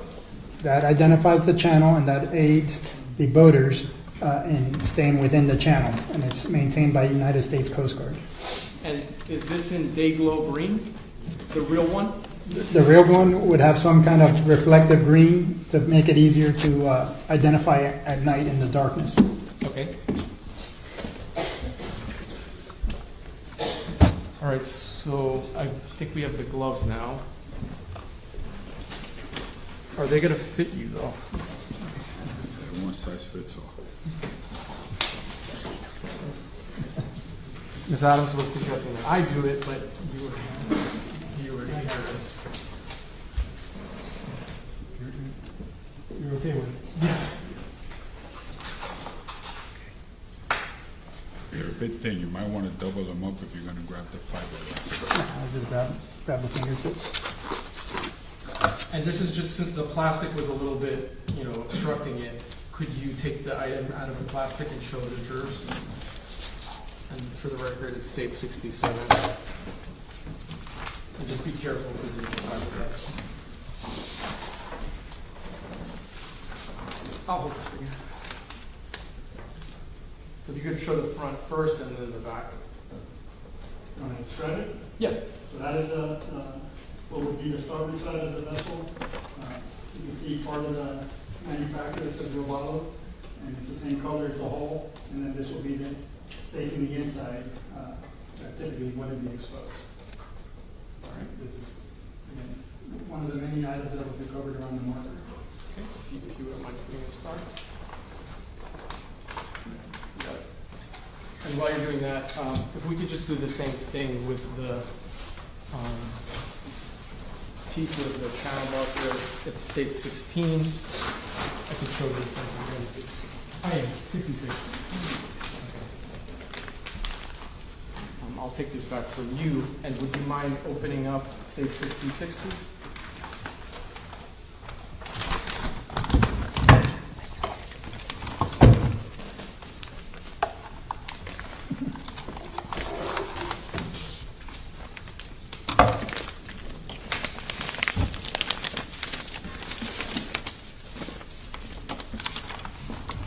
You're using your hands? Yeah, well, It broke. no, So Miss Adams was right. Your hands were too big.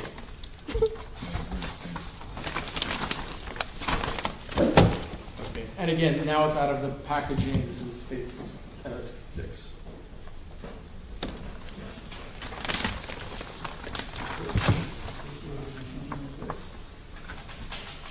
Actually, that's helpful. This is one board. You got the pipe behind it vertically, and then you have another board making a sandwich. So one board faces north for the southbound floaters, and then if you put it on the other board, it will be on the other side that faces south for the northbound floaters. As you were describing, you got like a vinyl material that's stuck onto the plywood, and this is reflective, especially it's very important at night. It's very difficult to see, and typically voters will use a light or Q-beam to illuminate the next marker. And that's what helps you go from marker to marker and stay in good water so you don't run around and stay in a safe area. Thank you.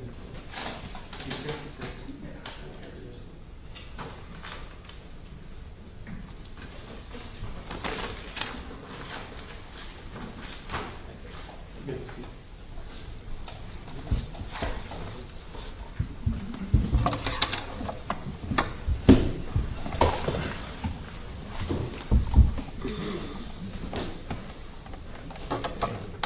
Ma'am, you want your scissors back? All right, so we've gone through the recovery of some evidence. We've gone through the underwater video. How does FWC, how do you get a big boat onto land after a crash like this? And one of the first things we have to do is we have to have bids. We got a contract, a company that will salvage the boat and float it and tow it in safely. Typically CETO or Boat US are the ones that first come to mind. There are others, but we have to get bids.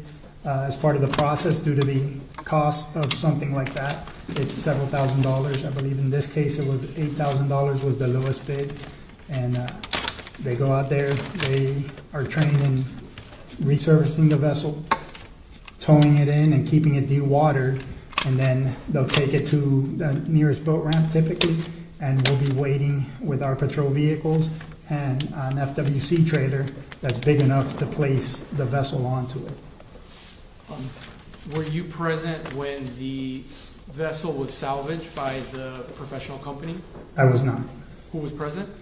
I'd have to look on the, That's okay. No, it's fine. it would have been whatever officers were Assigned. assigned to watch the vessel the morning of what would have been the 6th.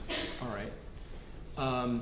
Do you document the exterior of the vessel with photographs after it was salvaged? I believe the officers would have taken pictures during the process. I took pictures once it was removed from the water and onto the trailer. Right. Okay. So I'm going to show you what's been marked for identification purposes as 2L, 2K, and 2M. I'm showing the defense. Yeah.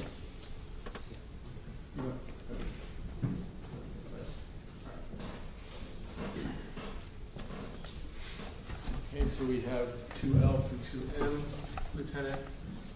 I'm going to pass through them. Is this the vessel that was recovered by FWC and the professional contractor?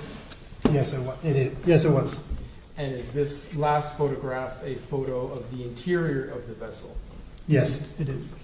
And they fairly accurately depict what you saw when the vessel was salvaged? Yes. Your Honor, I'd ask that these items be admitted. No objection. No objection.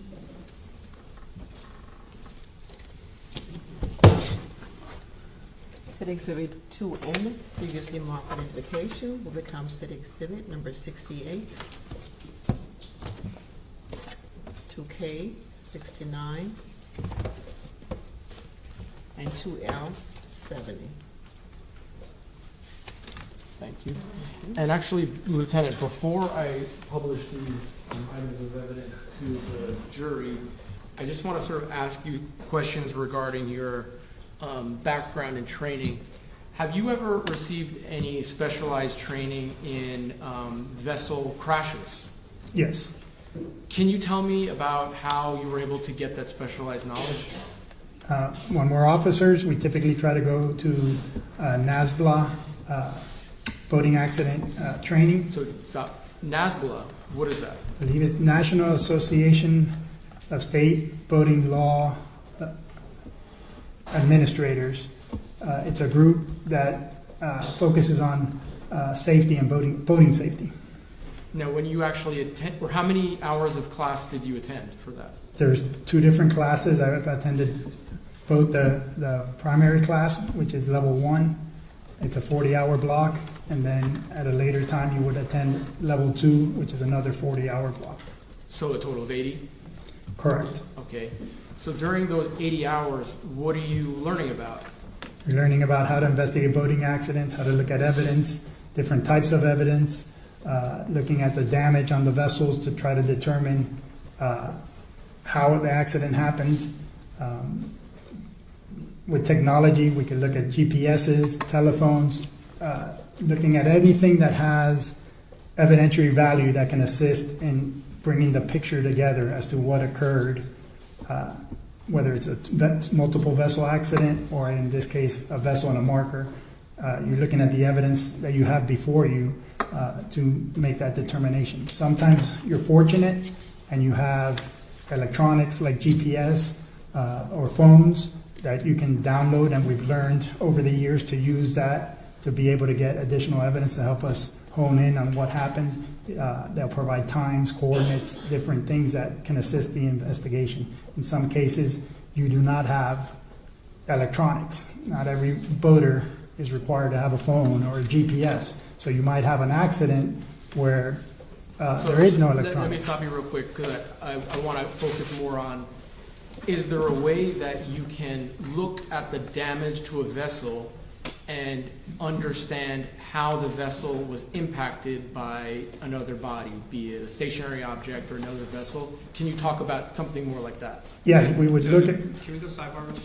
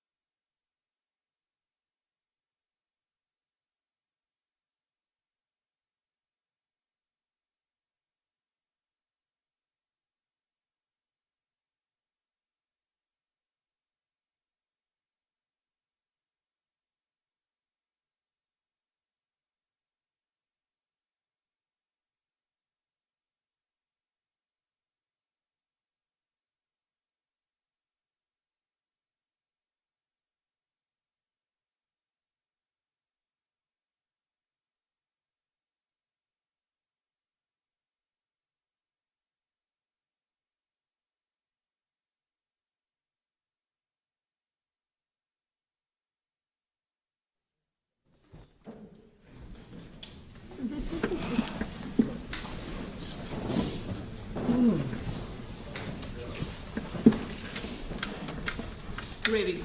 This is mine, is we're at the sidewalk, always in session, so if you like to see each other, you have to go outside to do that. It gets a little bit hard to hear over here, even though I'm on the white noise.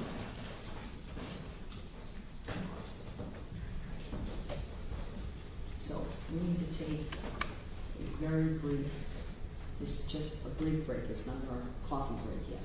Okay, just a brief break. Are there enough chairs in the jury room?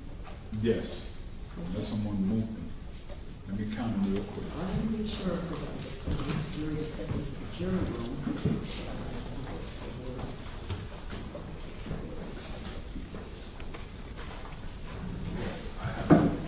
Very good. Ladies and gentlemen, leave your notepads at your seats if you would. Just step into the jury room.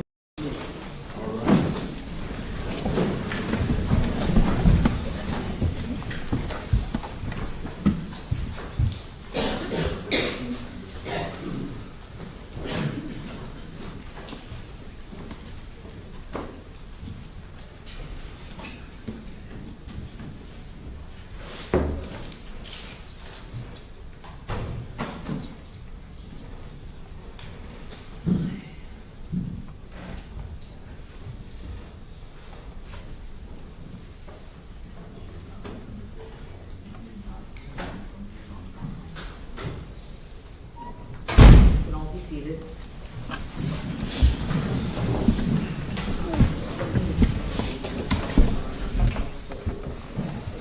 So please refrain from using phrases like scientific phrases, force or speed, or anything that would imply that you're testifying in an expert type of capacity, because you are an accident reconstructionist. We understand from your testimony what information you have, but listen carefully to also counsel's questions. Let's refrain from using any type of technical language in your testimony. Yes, ma'am. Okay.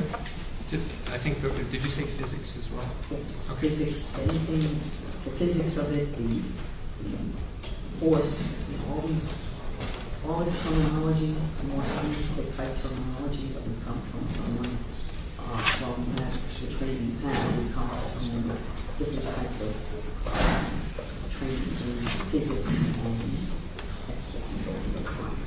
Okay. Understood, Your Honor. All right, we'll just follow the questions. Okay. Okay.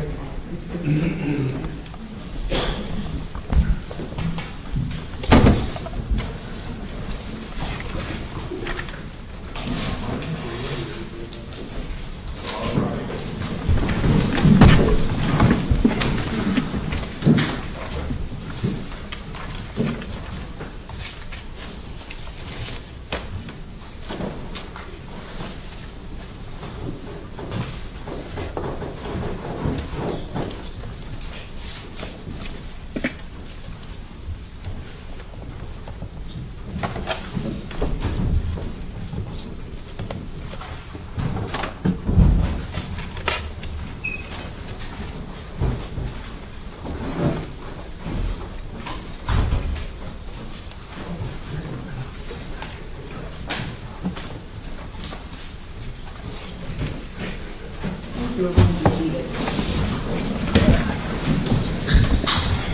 All right, that's continue with your direct. Yes, Judge, thank you. Lieutenant, I was asking you some questions regarding some specialized training that you have. Really what I'm trying to ask is how a vessel behaves differently than an automobile when it strikes an object. Can you talk about... Rephrase your question, counsel. Can you talk about when a vessel is in a crash, how it behaves? Objection.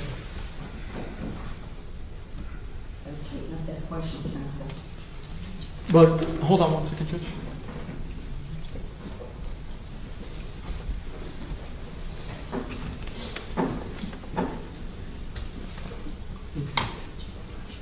Okay. Lieutenant, when we were at the jury view of the boat, was there different types of damage to the vessel? Yes. All right. Can you describe different types of damage to a vessel that you would see? Objection, Judge. To the vessel in question. Okay. Yeah. I think what we're going to do, Lieutenant, just to move past this, is go to the vessel itself, okay? Yes, sir. So this is already in evidence. And let's start with states 69, okay? Can I see the one more time, please? Oh, yeah. That's it. Yeah. That's not. Well, I'm going to show them this for right now. May the witness step off the witness stand, Judge? Yes. So, Lieutenant, the jurors have seen this vessel. Can you sort of describe that damage to them so they have a better understanding of what it is? So, And do you need a bigger photo? if you have one, Yeah. move in. From the inside. So, this is a damage consistent with having struck a mark. Trying to think about it and keep it the judge's instruction. Please. And what, can you describe the actual damage to the vessel, the body of the vessel? Yeah, so you're going to see damage begins at about this point. It's hard to tell in this image. If there's something that more zoomed in, I can. Okay, let me get you more zoomed in. Have a seat. Hold on one second.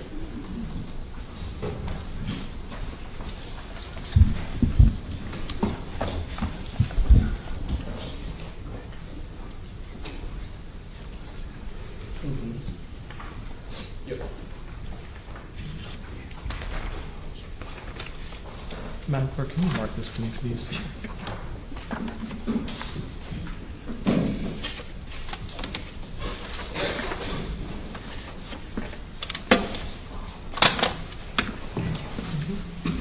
I'm showing the defense was now marked as 4V.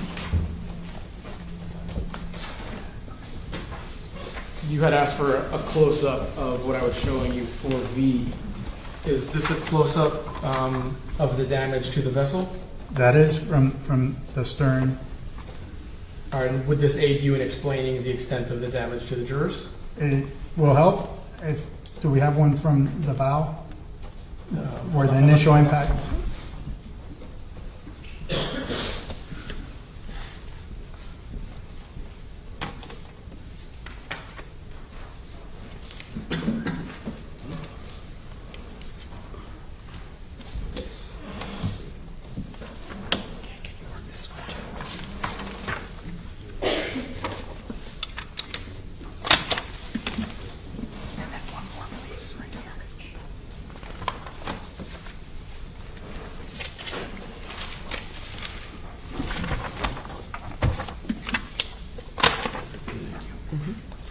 So I'm adding to what I'm showing you 4W and 4X. Hopefully this helps you explain it better.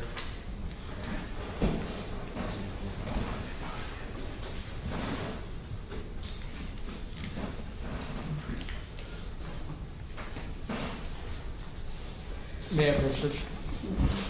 So this is 4V, 4W, and 4X for identification.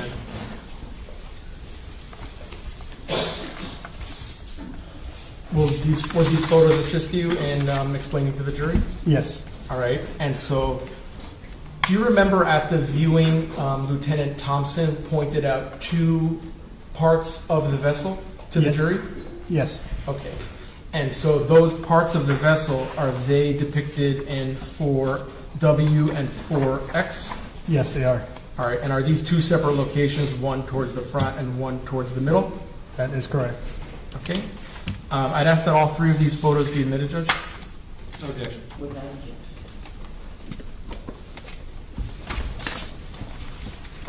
State Exhibit 4V, previously marked identification, will become State Exhibit number 71, 4X, 72, and 4W, 73. Thank you, Judge. And now may the lieutenant step down to help. Okay, so Lieutenant, you asked for a photo that was closer to the front of the ship. Is that what I'm showing you here, State 73? Yes. All right, can you use this exhibit to show the jurors what you wanted to show them about the impact? So what you can see on this image of the vessel, you can see a portion of green here, which that's where that vessel made contact with the big one. And that's transfer, which you can be seen here, and that is very close to the initial impact point. This is one of the furthest forward portions of damage on the vessel. And you've got transfer from the day board, which would have been the green marker. All right, and now midship, State 72, does that also show transfer on it? Yes, it does.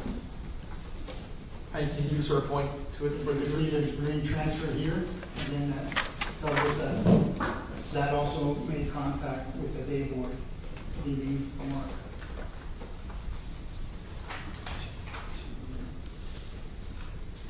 So does that mean that the vessel upon impact would have obviously reached the dayboard marker to make that color? That is correct. All right. And then lastly, going to the full ship photo, photo 71, can you sort of explain what we see in the damaged part of the vessel? What is the breaks in the vessel? So the damage you see is damage consistent with the piling making impact, or the vessel making impact with the piling. And that's why you're missing sections of the vessel. And it's when it's actually pushed in, it's very difficult to see the vessel from the impact. So are you saying that the piling struck the body of the vessel and then the marker scraped along the top? No. So the vessel struck the piling. Right. Is the first thing. As the vessel's going by, it hits at the front, or it transfers. Remember, the dayboard is on the top, the very top of the piling, so it's very high. The higher portion of the vessel and the furthest out from the vessel would have been near the bow on the starboard side. That contacted the dayboard. As that is getting crushed in, and it's leaving a mark due to the contact, then the vessel impacts the actual piling, crushing the side of it. And remember, the vessel's tendency would also be to lean because of the impact with the marker at the same time, exposing the underside to getting crushed by its force against the steel pipe. Objection.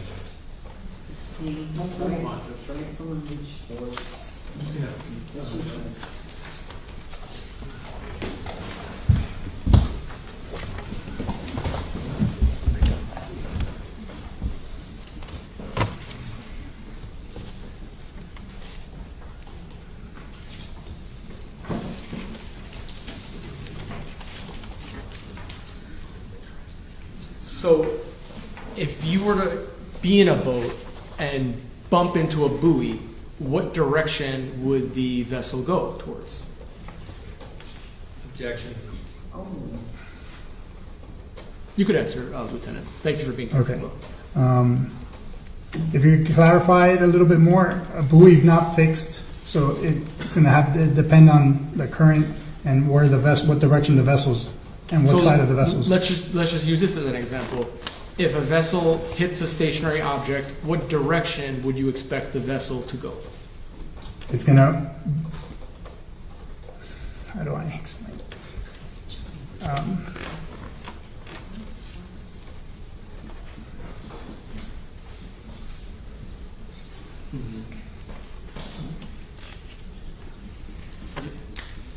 And again, looking at what happened here, if the front starboard side impacts a stationary object, where would you expect the vessel to go? The vessel's going to start to heel over as the collision is happening, and the damage is wanting to slow the vessel, and the vessel's forward motion wants to keep going. Therefore, it's crushing what's making contact from the vessel, fiberglass, with the steel piling in this case. Okay. And thank you, Lieutenant. I know that took a minute to get through, but thank you. I appreciate your patience. So let me ask you, earlier you had mentioned GPS, okay? Did you recover the GPS in this case? The GPSs were documented. There was 2 of them on the vessel. I believe the brand is Simrad. They were documented when we dove the vessel. Ultimately, they were removed once the vessel was brought to shore, and I was the one who removed them. And Simrad, what is Simrad? Simrad is a brand, just like saying Garmin or Apple or some other make of the product. Now, prior to removing the Simrad GPS from the vessel itself, do you document it? Yes. Photographs? Yes. Okay. So I'm showing you what's marked for identification, 3S through 4H. And before I do that, let me just show the defense.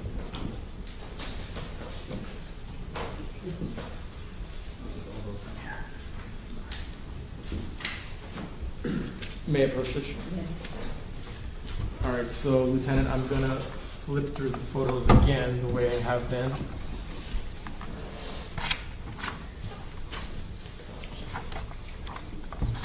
This one again? Yeah.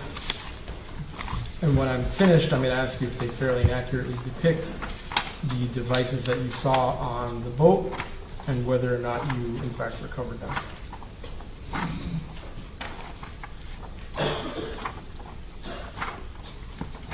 Do they fairly and accurately depict that? Yes, they do. Should I ask that these items be admitted into evidence? No objection.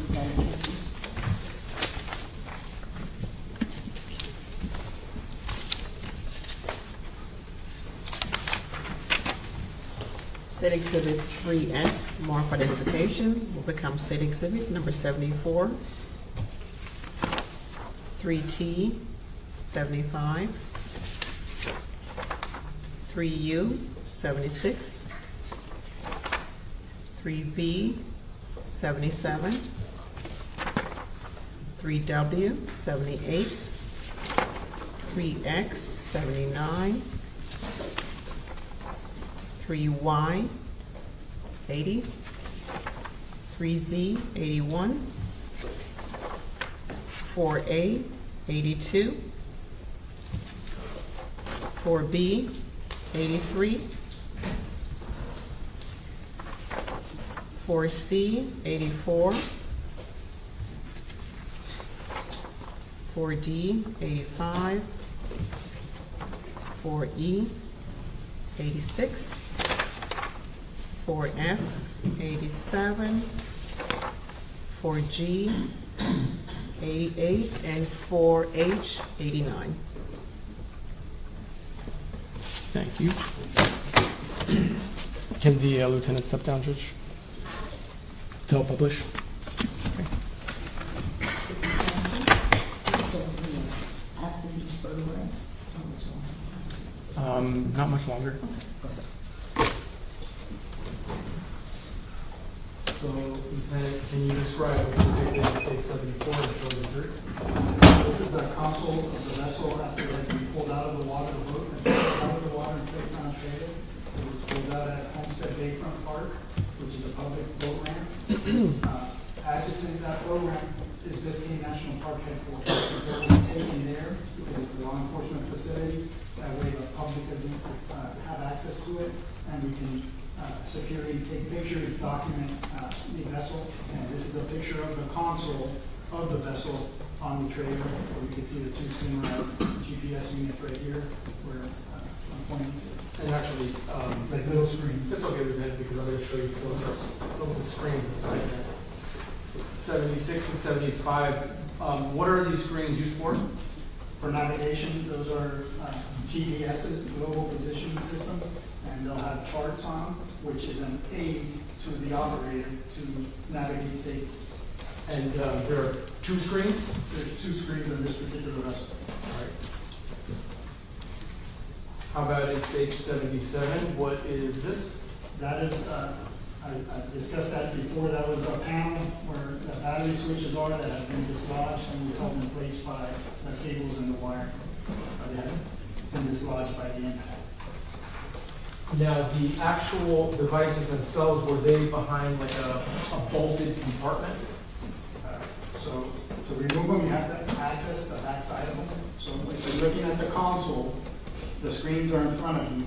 You would have to go to the front of the console, open the door, and get to what would be the back of the screens. And there's a panel that needs to be removed so you can access the back of each of the screens. And is that what I'm showing you in State 79? That is a picture of the board. So phone manufacturers are not going to want all those wiring exposed. So they put this panel to make it look clean and sharp. So I had to remove that panel to have access to the back of the GPS to be able to use it. And then so when you remove the panel, is that what's depicted in States 80? That is, once the panel is removed, that's what you're looking at the back side of the console, looking from the front of the vessel towards the back inside the console. Now, actually just going back quickly to States 80, are there two separate devices or what is that? That's the back of both of the units. You see the black story. You can see this is going to be your port side, and it's indicated whoever wired it wanted to keep things organized, and there's red tape on the wiring. And then this is your starboard, which has green tape on it.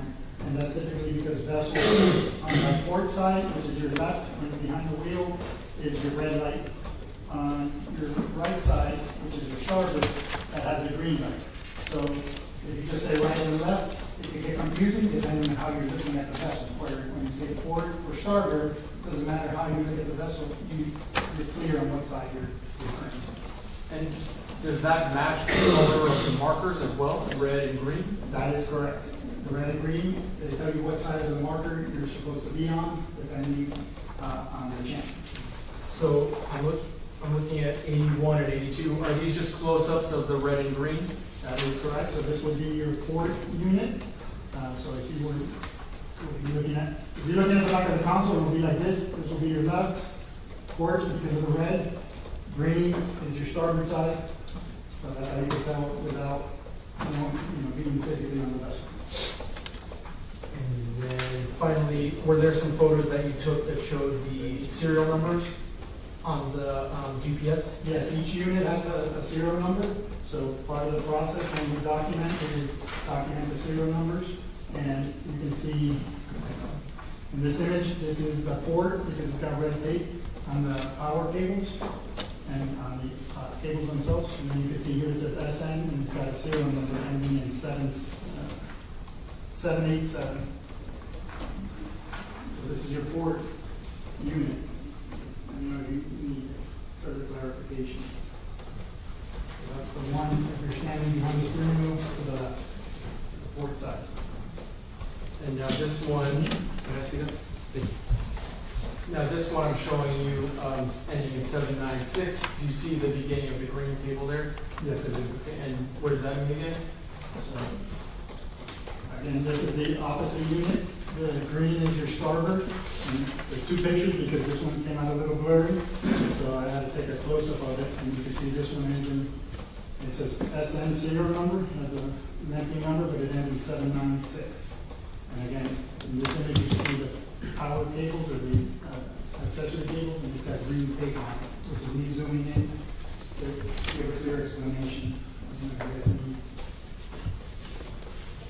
Well, after this, we're going to look at the other item that brought with you. He was asking me.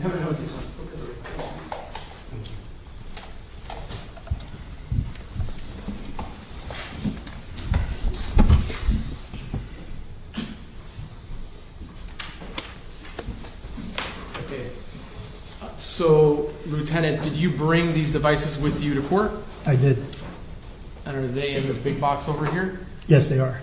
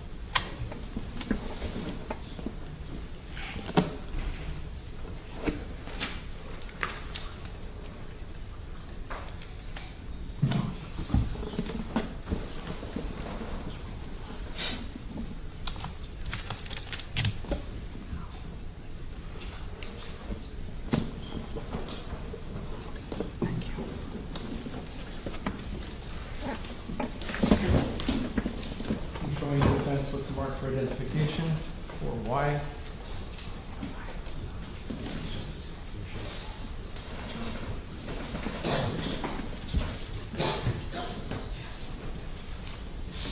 May I approach, Judge? So unless anything has changed, Lieutenant, these are the devices that you brought with you? That is correct. All right, and you see, I guess there's a property label on these? That is correct. One of the two has a tag attached because they were both the same item number.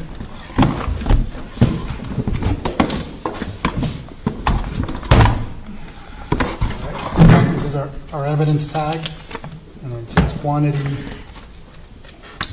It's item number 28 for us in our evidence system, and it's two SIMRAD units with the serial numbers on there.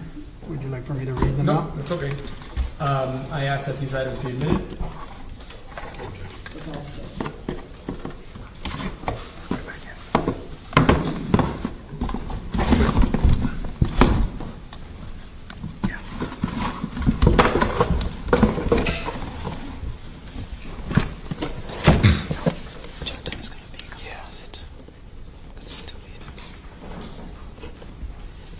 Set Exhibit 2Y Composites, marked for identification,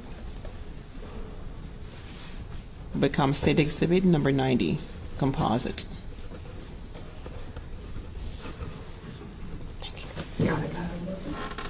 90? Composite. Composite. All right, Lieutenant, with the court's permission, would you mind stepping down and showing the jurors these devices? Okay.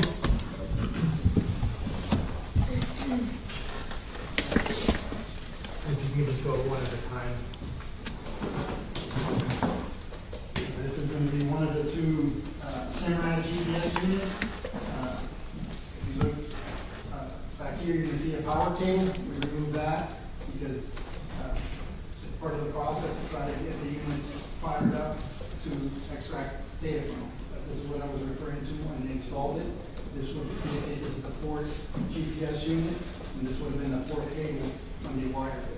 So that's an easy way for us to identify. That's why I left it on. And then if you read through here, you can see it's really small. That is the serial number that I read before. The serial number is a serial sticker. You can see it here. And you see they have different serial numbers, obviously, because the manufacturer want to keep track of the product and for warranty purposes. That's it. If you could do the same thing with the second one. So this will be the starboard unit, which is the one behind the helm to the right. And again, this one got green tape on it, and made it easier for us to identify. And then it's got a label down here with the serial number as well.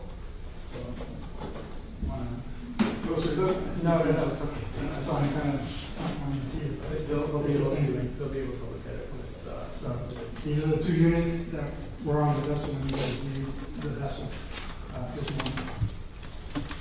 you're pretty close.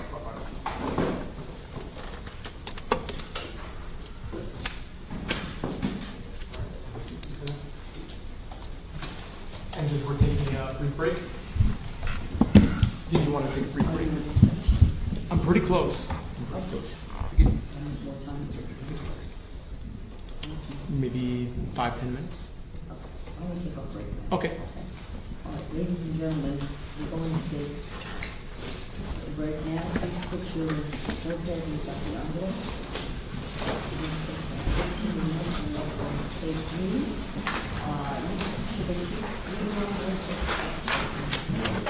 Leave your envelopes at the chairs. Please don't discuss the case. Some question recording. I'll be ready in 15 minutes. Thank you. All rise.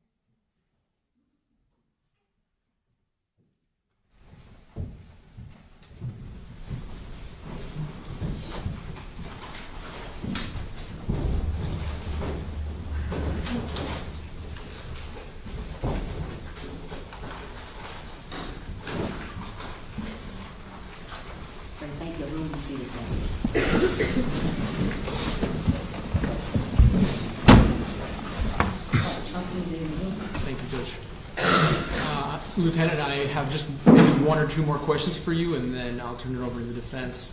The GPS SIMRAD devices that you brought here to court, had you, and I think you maybe briefly mentioned this, had you installed them on the vessel for purposes of today's jury viewing?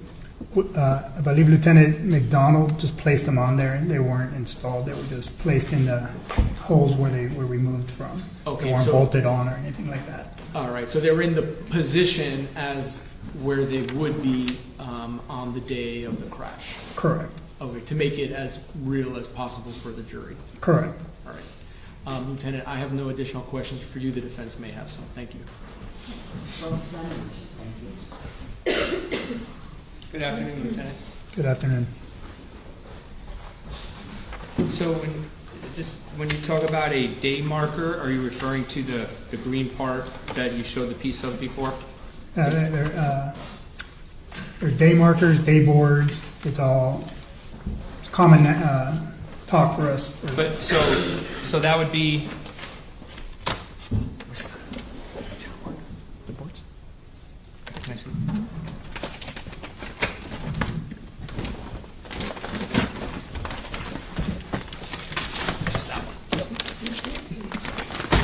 So that's State's Exhibit 66, just the sign, right? Correct. So the day marker is just the sign. Correct. Okay. The channel marker will be the piling with the whole sign. And when you refer to the piling, is that the whole pole down all the way to the floor? Correct. It's a steel pipe. Okay. So the top of the day marker, is that flush with the top of the piling? I couldn't tell you on this particular incident because it was gone. Okay, so channel marker 15 on September 4th, 2022, you don't know if the day marker of the top of that was flush with the top of the piling? I couldn't tell you that. Okay.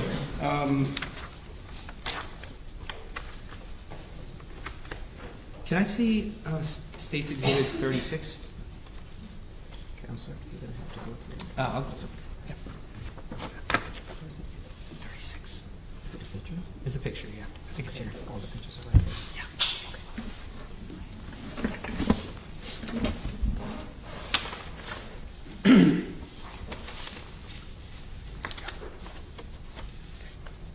Not get this out of order. 36. Judge, may I approach the witness? So, Lieutenant, this is State's Exhibit 36 that was put into evidence during your direct. Do you recognize what that is? Yes, I do. Is that the channel marker 15, a day after this incident? Yes, it is. Okay. If I were to pass you this post-it here with a 15 on it, would you be able to tell me where that was located on that steel pole? I would guesstimate right about here. It might be a little lower or higher, but I would guesstimate here based on the rectangle that I referred to before where there was no bird droppings. Okay, can you just place that on there? So something like that. So is that flush with the top of the pole there, or is that above it? It's hard for me to know exactly where it would be. I never saw it. But Okay. based on the area where there's no bird droppings, it had to have at least been down that far. Down that far, okay. Can the witness step down? Yeah, sure. So, can you publish that for the jury, please? This line here on the bottom, you see that? See that line there? You know what that is? That could be the growth line because the tide goes up and down. So that's probably a high tide mark, I would guess, where the growth isn't going to go any higher because it never, the water doesn't go any higher. So when you say growth mark, is that called particles? Particles? That could be algae, it could be different things. And then Yeah, yeah. it could be different. And what is high tide versus low tide? What does that mean? Every 6 hours and a little bit, there's a tide fluctuation. The water goes up and down due to the positioning of the moon and the earth. And the water can come up and it could go down depending on what time of the day. It's typically 6 hours and change. I don't remember the exact time spot. Okay, so this picture, that with that line exposed, the growth line, that would be a picture of low tide, correct? The growth would be, I would assume it's high tide because that's the highest point the water is going to grow. Let me rephrase. Where the growth is exposed and you can see it, would that be low tide or high tide? I would say it's high tide. That would be high tide. So the water would not go above that line? It can go above that line on certain times of the year where we have things that are called king tides, where the moon's closer and it may go, but normally a high tide would not go there because then you would have algae growing at what, or barnacles growing at whatever the highest point the tide typically gets to. If that makes any sense. But there are fluctuations where it could be higher and it could be lower than normal. Okay. And do you know the distance on channel marker 15 on September 4th, 2022? The distance from the water line to the bottom of the day marker, the sign on the top at the time of this accident? No, I don't believe I could measure it. Okay, is that something you could measure? We could measure to the bottom of the markings. I'm not aware of it. I'm not doing that measurement. Okay. Of course.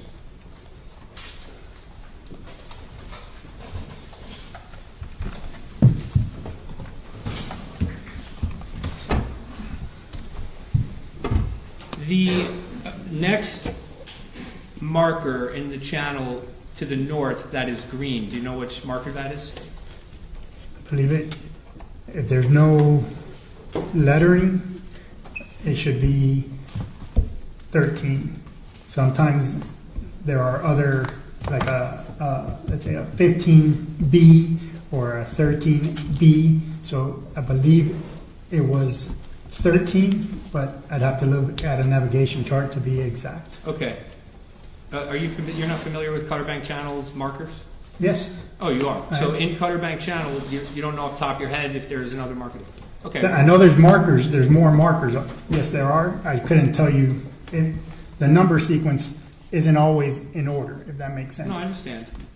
So considering you don't know the next marker, you wouldn't know the height difference between, say, 13 or 13A and 15. You wouldn't know the height differences there. No, sir. But is that something that could be measured?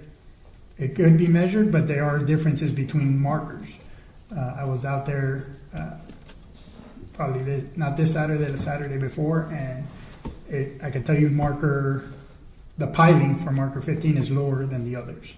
So it's shorter, when you say yes. lower. So closer to the water? Correct. I'm going to get this back. Put it back here. Put that on there. Let's put that on there.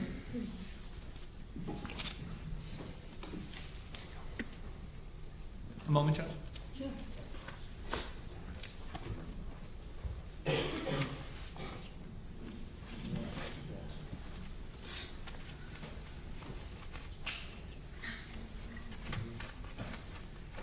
Isn't it true that channel marker 15 is actually 4 feet shorter than 13A? I do not know that. Is that something that you can measure for us? I could measure it. Thank you. Just very briefly.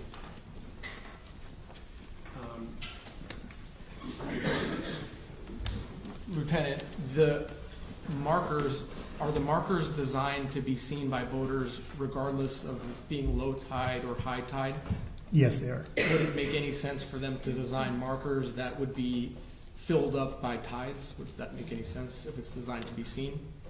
You mean the day board? Yeah. That they end up underwater? Right, would that make any sense? No. Would that be contradictory to the whole purpose of having these markers? Correct. The purpose is for boaters to see them from a distance so they can plan their route and stay within the channel. So I'm going to show you what's in evidence at States 22.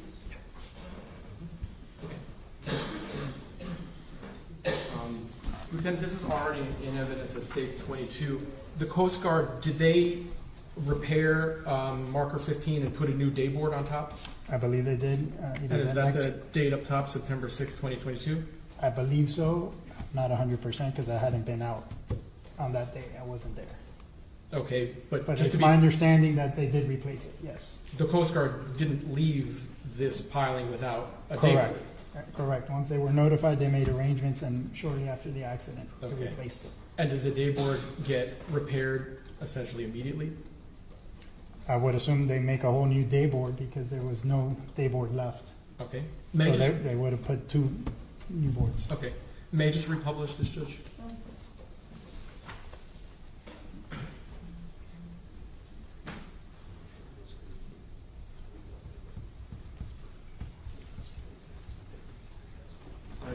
Thank you, Lieutenant.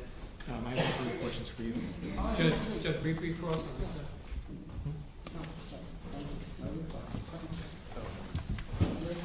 I'm sorry, just one last question. Just one more, Judge. When you were out there, did you have any difficulty seeing the day boards on the channel markers at all? When we were out there diving, Yeah, the ones that hadn't been destroyed, were you able to see them? of course, yes. Thank you. Thank you. Thank you.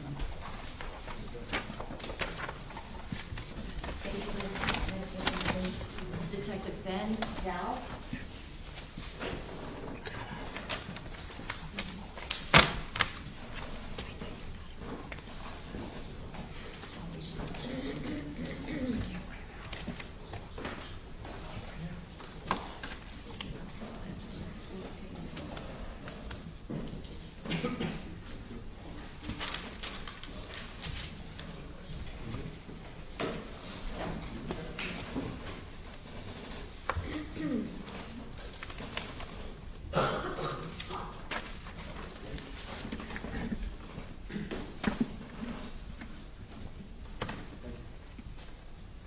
Based on this swear from the testimony about to give will be the truth, the whole truth, and nothing but the truth. So help me God. You may have a seat.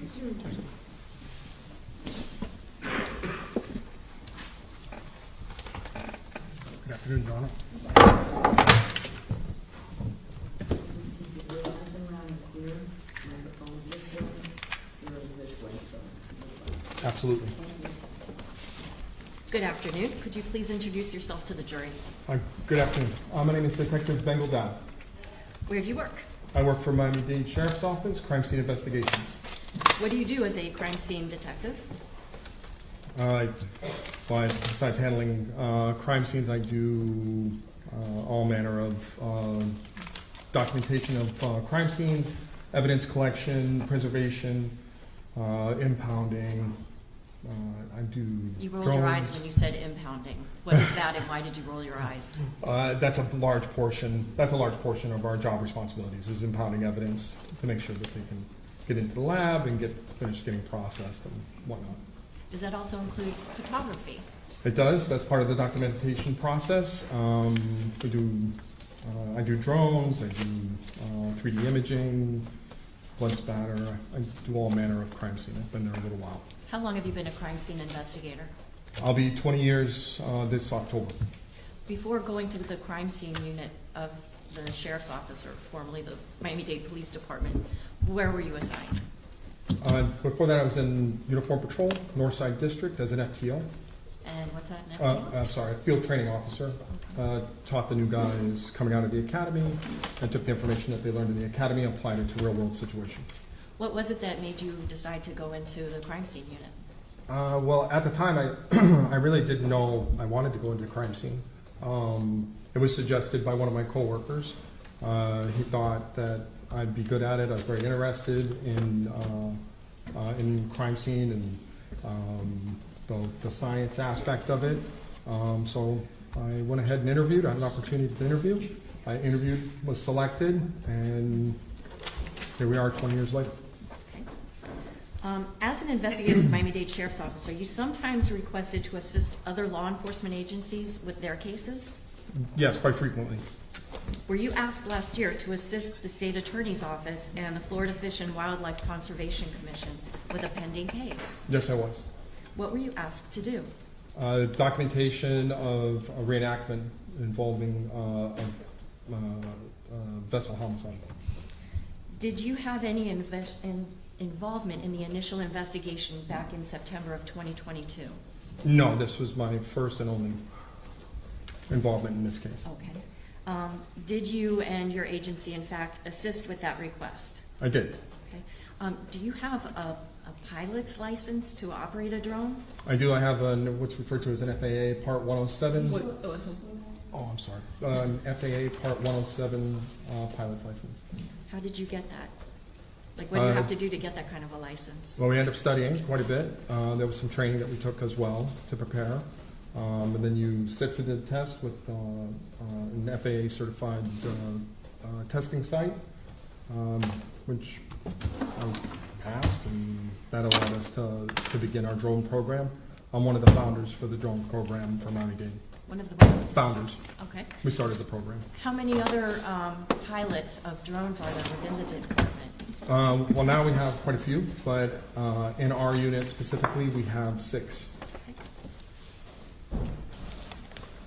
Now, this reenactment that took place, do you remember what day it was?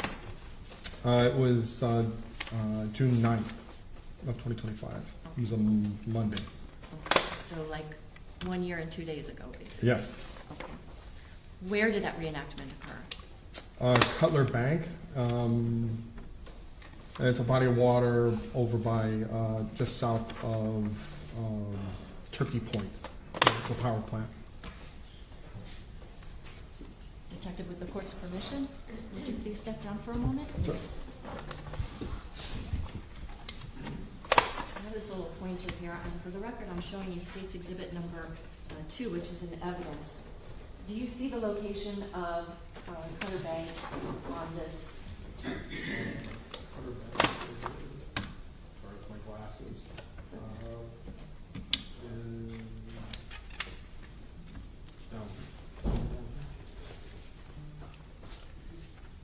I have my glasses on, and there's a little part here that says something like Cutter Bank Shallows. Oh, is that the right place? Yes, that's correct. Okay. Do you see where the approximate location of where Turkey Point would be? Yeah, Turkey Point, this is the cooling, large cooling canals. Angle yourself just so that everybody can see. The cooling, this is for the cooling of the actual Turkey Point and the Turkey Point. Okay, thanks. And let me ask you, where were you during this reenactment? We decided to stay off to the side here, and we launched and retrieved the drone from the vessel. Okay. Can you just point again where you were? Okay. Thanks.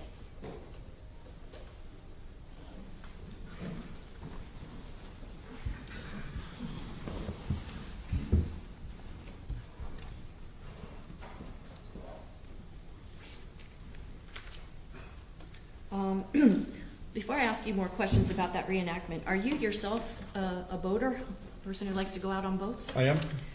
Where'd you grow up? I grew up in Maine. And what do most of your family members do? They're all commercial fishermen.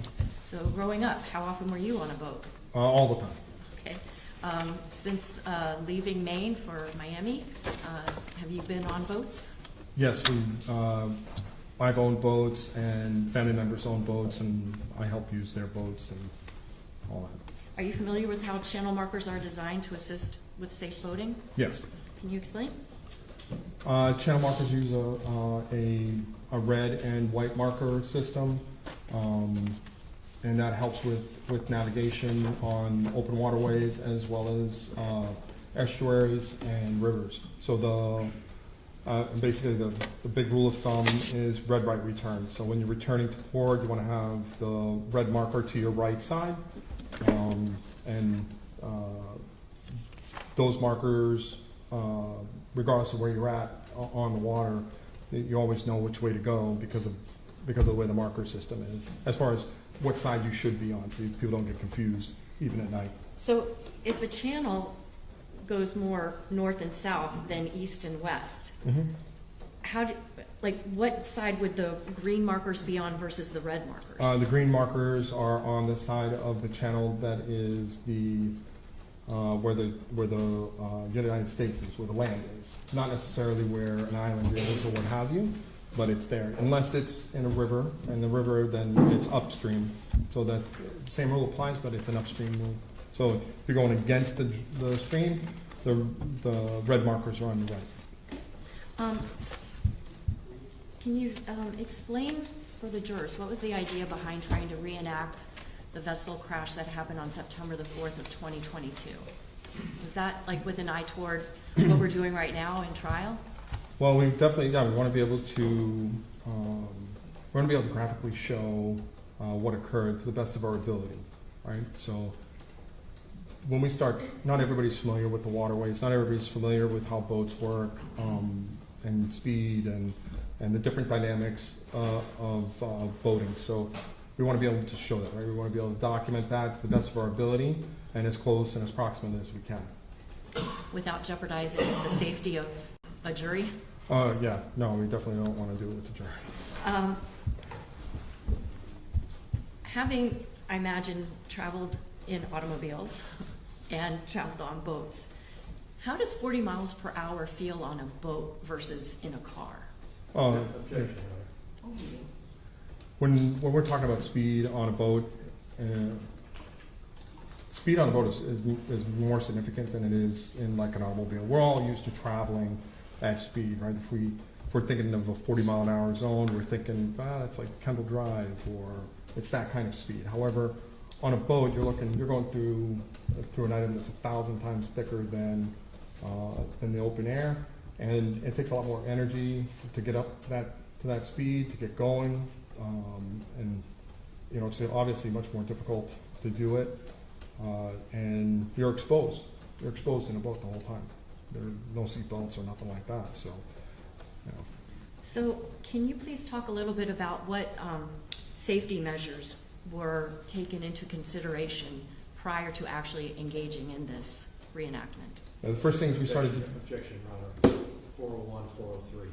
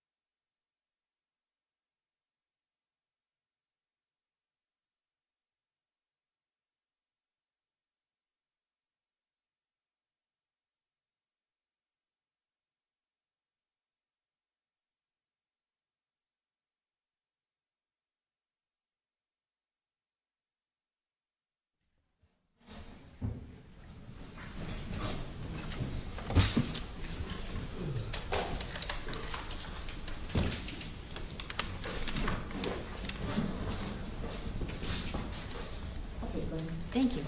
Detective, can you describe the process and the steps that were taken prior to actually going out there and doing this recreation? Yeah, well, first we had to outline what the mission was going to be. So we did a bunch of phone calls and meetings with FWC and the state attorney's office to figure out the scope and the best way to proceed. Since this was our first time doing a water launch or a vessel launch with the drone, we met up with our Marine Patrol to take a look at their boat to make sure that we had a boat that was available that would suit our needs. Then we ended up contacting the actual manufacturer of the drone, which is Skydeal, to make sure that we're going to be using the drone actually in a way that it was designed. I actually don't want to be operating outside of the limits of the drone, which it is designed for this, so it worked out quite well.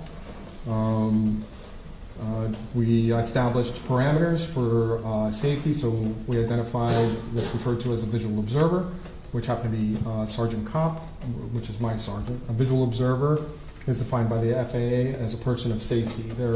Their sole purpose is to not only keep an eye on the drone, but the actual environment that we're in to make sure that we're operating safely, right? And that there aren't people or vessels or airplanes or helicopters that are going to be in the way, as well as other obstructions.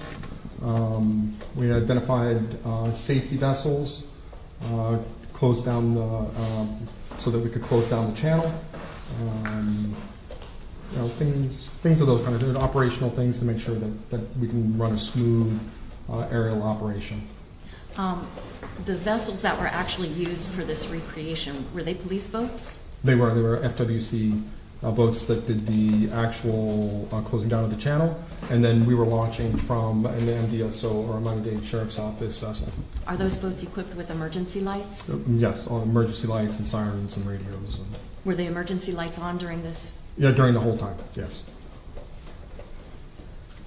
Had you, and I think you said this was the first time that you had launched a drone from a vessel. Yes. Where would you usually do it? Normally we do it from land. We use our drones not solely, but mostly for scene documentation is their primary role. We do other things with them, but they're, our main function is to take aerial photography of every police-involved shooting and every homicide that we attend. About how big is this drone? It's 2 feet across. It weighs a little over 5 pounds. Can you show it with your hands? It's about like this. When it's unfolded, it folds up, but it's about that big. It comes in a big case. It can travel up to 45 miles an hour. It has a 41 megapixel camera, 2K video. 41 megapixel camera, a 2K video camera, as well as a 16-degree thermal imager. Did you have any concerns about potentially losing the drone? Well, I mean, it's always a concern. We're going to make sure that we're operating safely, right? We don't want to be doing something with a piece of equipment and being poor stewards of taxpayer dollars. The sheriff would not appreciate that. So we want to make sure that that we're doing everything within our ability. The drone itself is a very, very high-tech piece of gear. It has onboard AI. It has 6 additional other cameras. So it was definitely operating well within its ability. In order to try to guard against the potential of the drone falling into the bay, did you and your sergeant kind of practice catching the drone? Yes, on land we did several, we call them hand launches. Like I said, we don't typically do hand launches mainly because you don't need to. It's got spinning blades. It is a little unnerving. It's safe to do, but it is unnerving that you're holding this big object with these big blades moving so fast. But it is designed for that, so it is something to do. So normally we just launch it from the ground. You set it on the ground, it takes off on its own.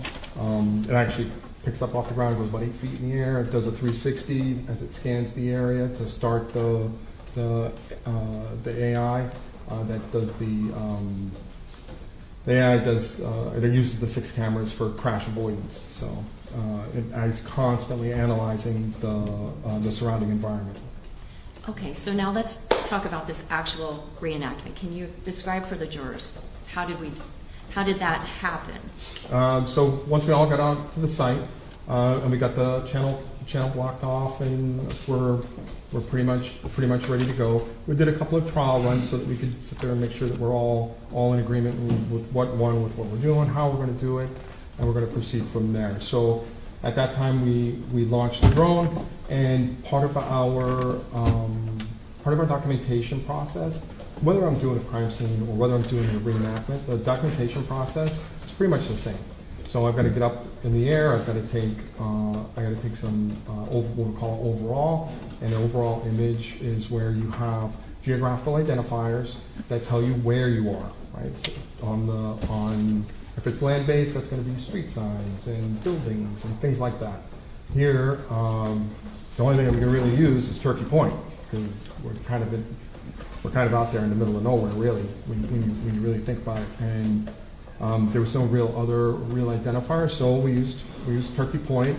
Got a couple of reference shots from there, and then we photographed the channel itself, and then we begin the videoing process. And we're going to do several runs of the reenactment. We placed out, or FWC rather, placed out marker buoys at their designated positions to make sure that they are hitting their speed at those marks, so that they know that when they hit this mark, if they've got to be going X amount of speed, so that when they reach the next one, they've got to be going at that speed. This way, they know that we're being as accurate as we can as far as speed goes.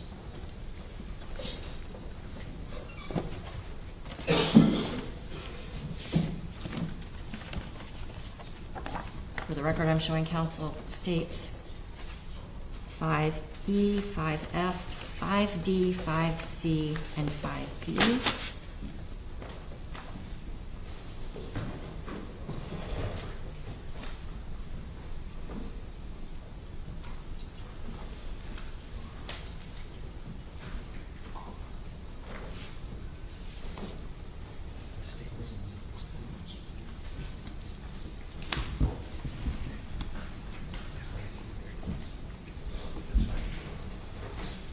Your Honor, I believe without objection, the state is going to be moving states 5B, C, D, E, and F into evidence.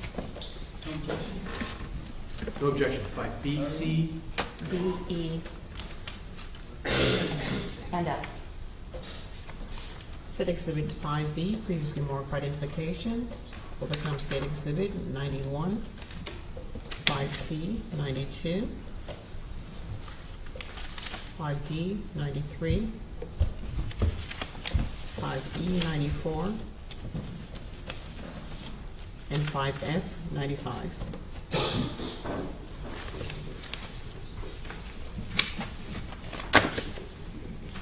Showing counsel now states 5A for identification. Judge, I believe there's no objection to the state moving 5A for identification and evidence. State Exhibit 5A, previously marked for identification, will become State Exhibit number 96.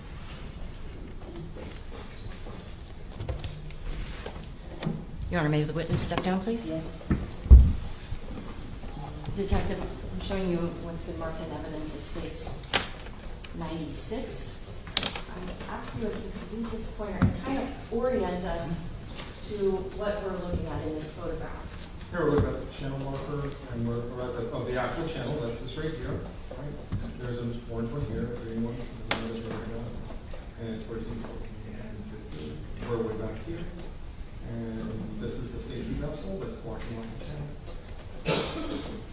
And these photographs, did you also place them all on a jump drive? I did. Okay. And so the plan with the vessels was to do what? If you could just show, just so the jury will kind of have an idea of what was going to be taking place. Sure. But we're gonna be coming down the channel here, the drone, this is one thing, just take by the drone. And, we're, back, not quite way, closer to the south end of the north. And as the vessel is gonna come by, I'm gonna videotape the vessel for whatever it's, for FWC's part in the reenactment. When I'm operating the vessel, I'm just there to document it, videograph it, video it. Does this photograph, is it looking to the south or to the north? Let's start with this. Which is your police boat? My police boat should be this one. Okay. And what's this other little boat here? That's an FWC, that's one of the safety vessels. Okay.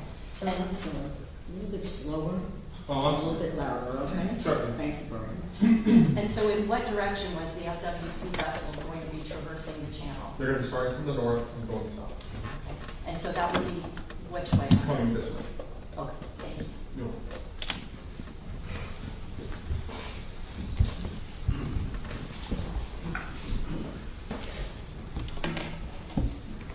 We have some photographs here. For the record, I'm showing Council States 91 and 92. Do these just kind of depict the overall location of where the Cutter Bank channel is? Yes. And can you actually see like the difference in the depths of water on States Exhibit number 91? And you can For the tell channel? that you can tell that the channel is physically deeper, and you can see the margins of the actual channel that's been cut out.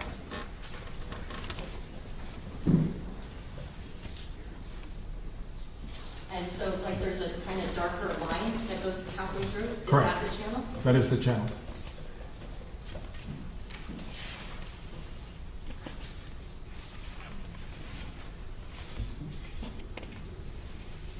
So the darker the water, the deeper the water? Potentially, yes. I'm showing you now States Exhibit number 93. Does this exhibit show where your police vessel is? It does.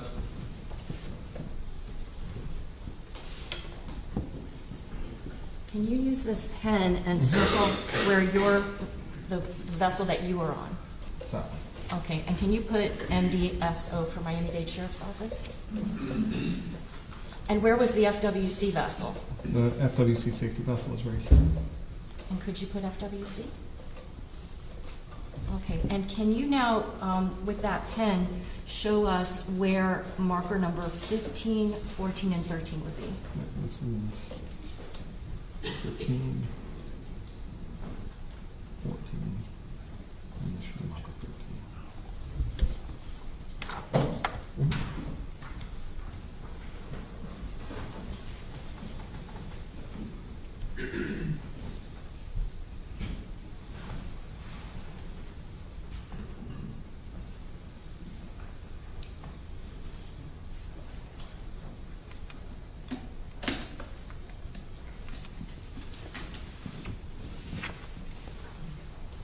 Can I see that just for a moment? Where you marked it?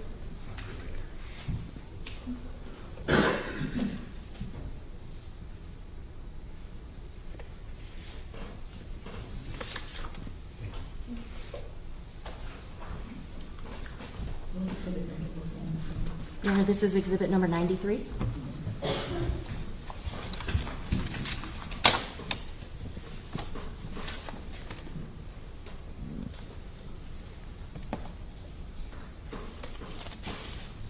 Showing council states 4Z.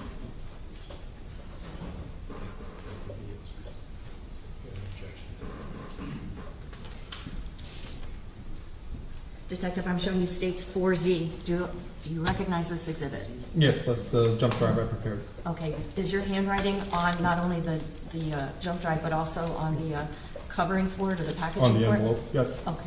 Judge, I move, and have you seen the contents of this jump drive? Yes, I prepared it. And is this a fair and accurate depiction of the stills that were taken by the drone as well as the video images from the Yes, drone? yes it is. I move states 4Z for identification and evidence. So we have an objection that requires the court's attention.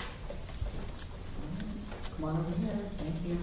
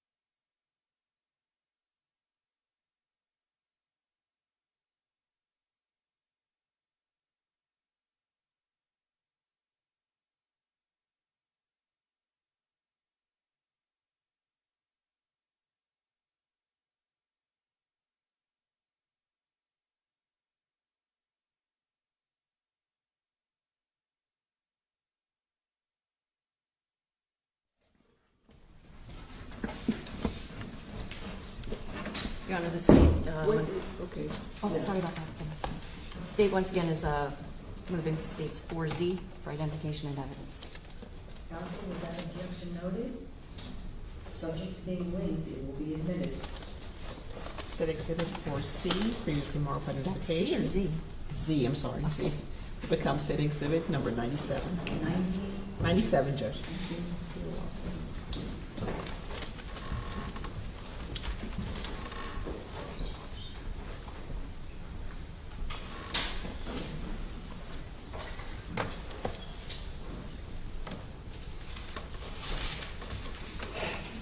Your Honor, may I publish?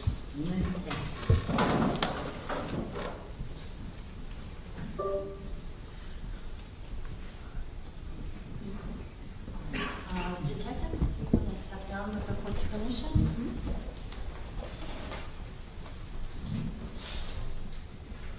Just because the image is a little clearer, can you try to orient the jurors on showing what is picture number 1? Okay, so that's turkey point back there. This is the channel here.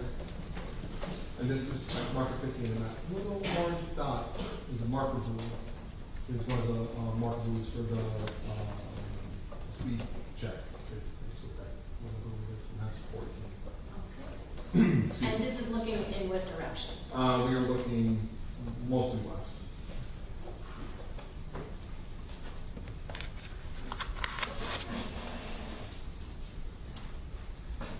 Can you orient the jury for the second photograph on the jump drive? So now we're looking to the north. We have barrier islands, and we're going to be coming in from. Wait, you need to speak up. Sorry, we're the barrier islands. We're going to be coming in from the north, or at the east. Okay, so that we'll have an idea when we see the actual video. Where does the FWC test traverse for this channel? Well, that's it right there. Okay. That little dot back there. And where, in what direction is it heading? It's going to be coming south, so it's at the north end of the channel. Can you please point Oh, at sorry. this? It's at the north end of the channel. Right straight through here.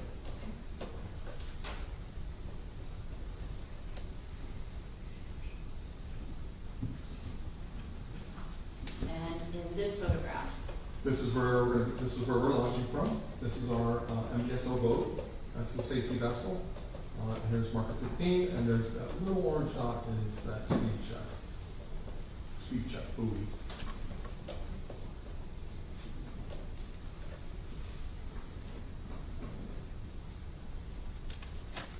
okay. And it's a little wider shot, same. This is my vessel here that I'm on. It's marker 15, it's a little speed check buoy, marker 14, and that's Turkey Point back in the most northwest. And the last photograph that we have,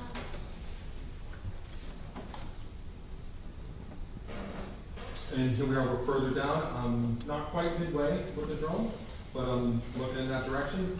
The FWC vessel is going to be coming from the north, traversing south. And that's marker 13, 14, 15.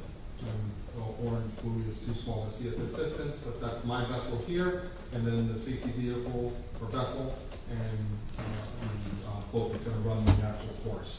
okay. Your Honor, maybe we just have permission to be seated here while Yes. the video is Just playing? keep plugging your voice up. Voice up. Yes, sir. Thank you.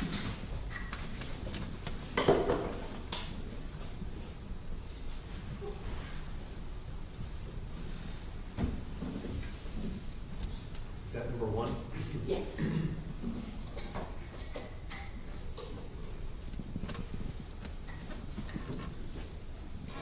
And this first video, is it kind of like just an all-around shot to show the location? That's correct. So here, videoing, I'm trying to figure out the best altitude to be at in this area.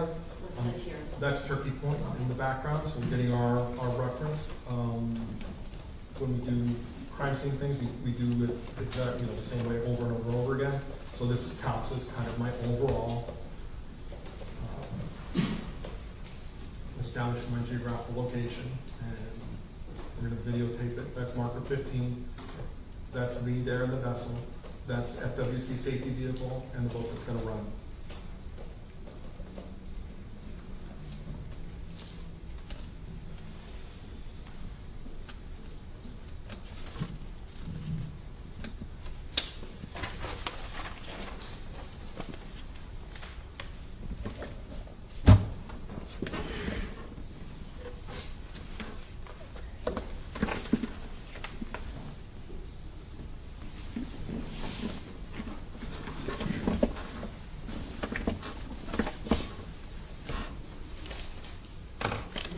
This is the longest video, this is about 5 minutes, right? Yep.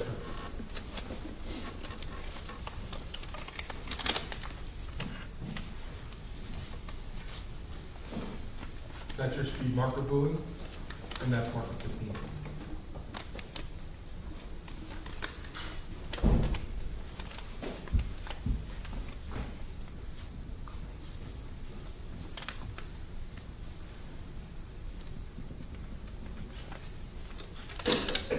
Two vessels here. So that's what's the gray boat is the FWC, the white boat is the MBSO, and you can see me, I'm standing next to that canopy in the back there. That's you. That's me. A little heavier then, but yes. And who's this? That's Sergeant Kopp. He's the visual observer. And the drone catcher. And the drone catcher, yes. Okay.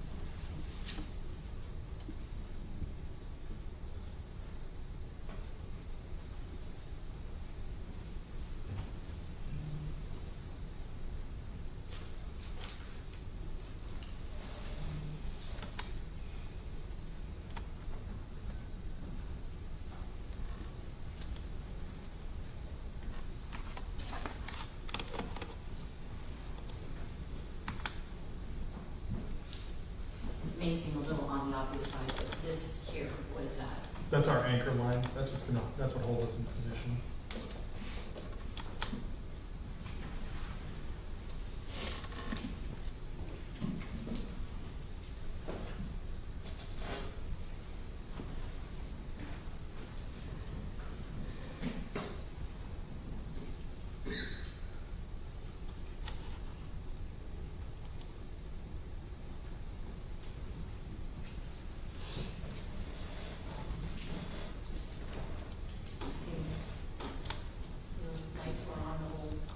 No, you leave me, I left them on the whole time.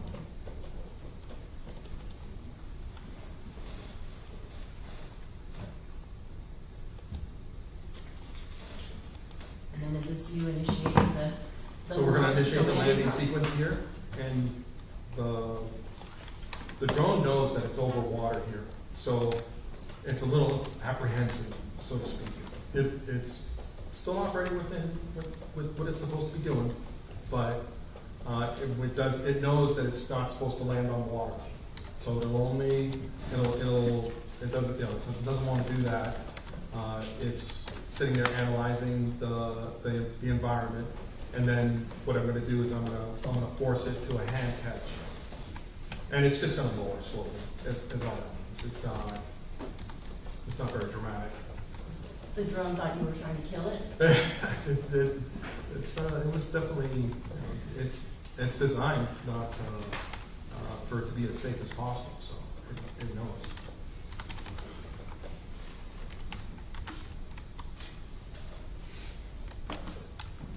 But it doesn't help that we're bobbing around.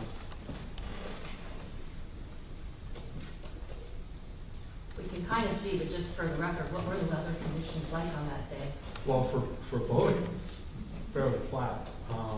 It was a light breeze, not very choppy.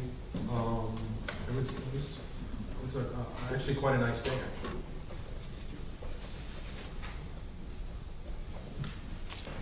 There wasn't a lot of traffic, boating traffic, which we picked the date. We picked a Monday. And there it comes.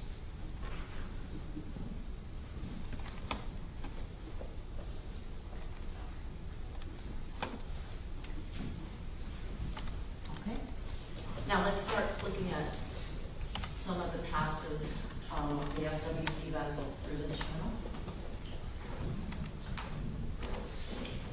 Can you just call out the number for us? Yes. One moment, please. This one is S100138 drone following FWC vessel.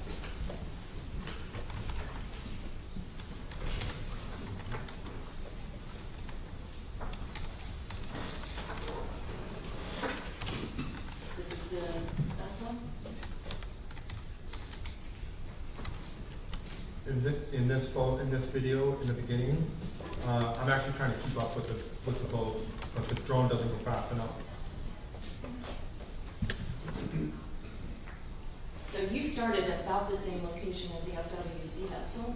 The vessel is a little bit further to the north, but thereabouts. I'm about 2/3 of the way down the channel, and the plan was as it comes through that I'm gonna zoom up with the drone. Now, the drone is capable of 45 miles an hour. However, when you do that, it uses an excessive amount of battery.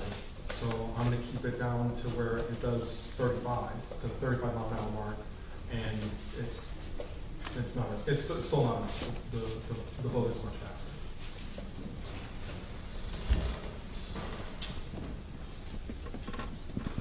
What number is that? That's Mark 50.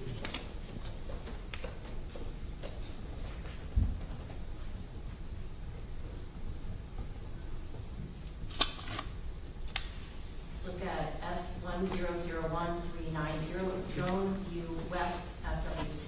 Can you say that again slowly? Yeah. One moment. S1001-390, drone view west FWC.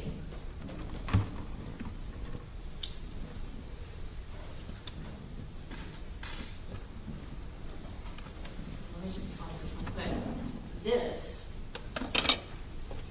where are you along the channel?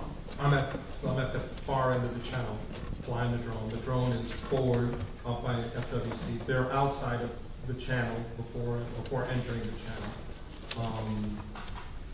They're out there because they need some distance to get up to speed, so that they have control over how fast they're so they can be as active as possible. They're going to get up on the plane, so they need a little bit of runway.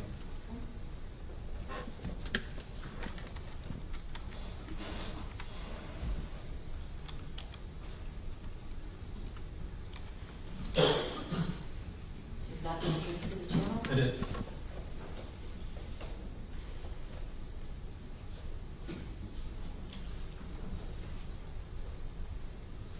What marker is that?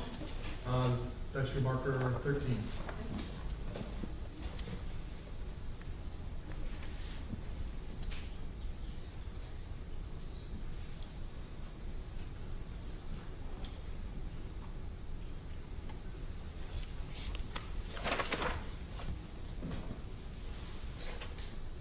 Let's see, we are at.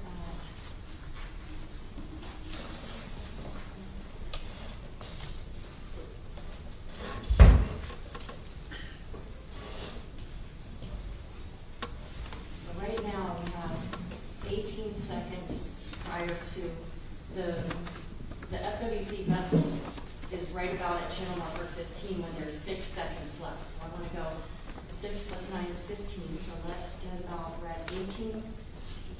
Yeah, so we're at 18 seconds. So 3 seconds in would be about 9 seconds prior to the vessel nearly colliding with channel marker 15. Correction leading, testifying. It is leaving, so. Okay. Okay, so right now, where are we at? 15 seconds. Okay, so how many seconds until the vessel is nearly at the green marker? 9. Well, it gets close at 15, at 6 seconds. So it's just 9 seconds away. Okay, so let's look at these last 9 seconds.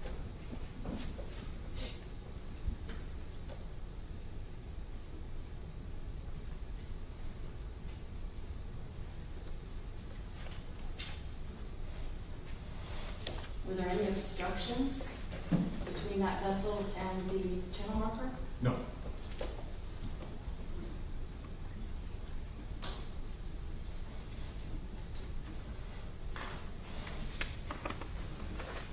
Next, I'm playing S1001-396.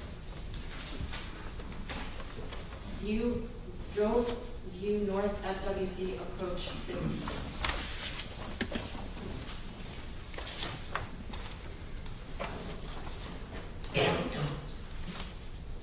And just to be really clear with this exhibit, where is the drone positioned here past the end of the channel, south end of the channel, and I've come down in elevation a little bit in altitude so that we can see the vessel and its relationship to the marker 15.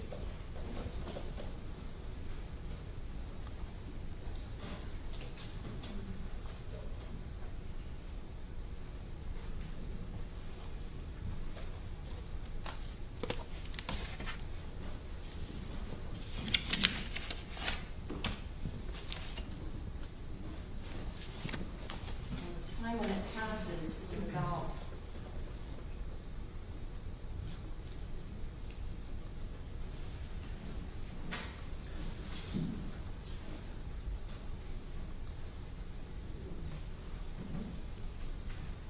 what's the time left on that? 7 seconds. What's 7 plus 9? 16. Okay, so let's go to 16 seconds out.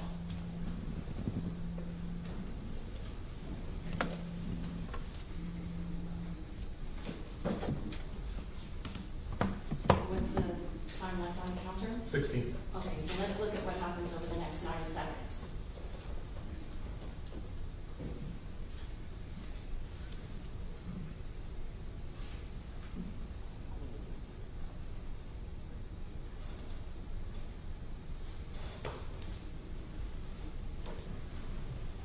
And the final video, which for the record is S1001397.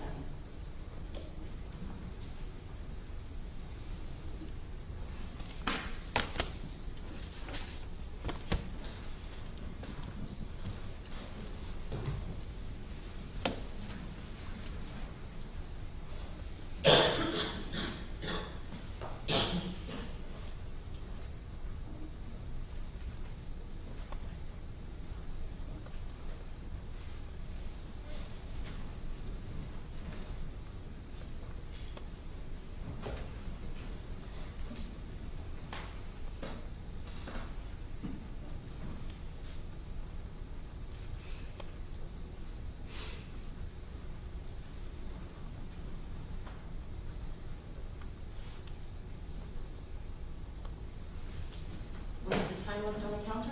4 seconds. And what's 4 plus 9? 4 plus 9 is 13. You could be doing a math class. Where's the counter at right now? 13 seconds. Okay. Let's see what happens over this 9 seconds.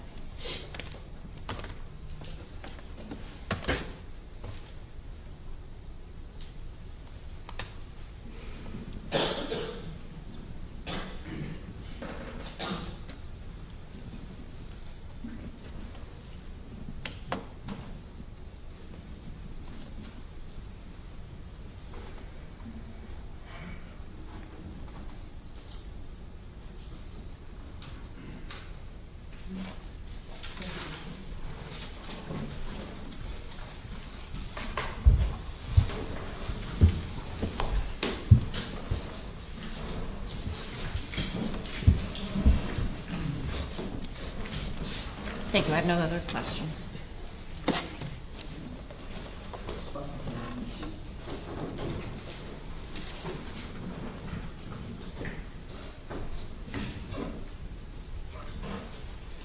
Use a different computer, or that computer can display it? Oh, because I don't notice. You can use yours. Judge, if I could have access to the video exhibit from the clerk. I think it's the exhibit 97.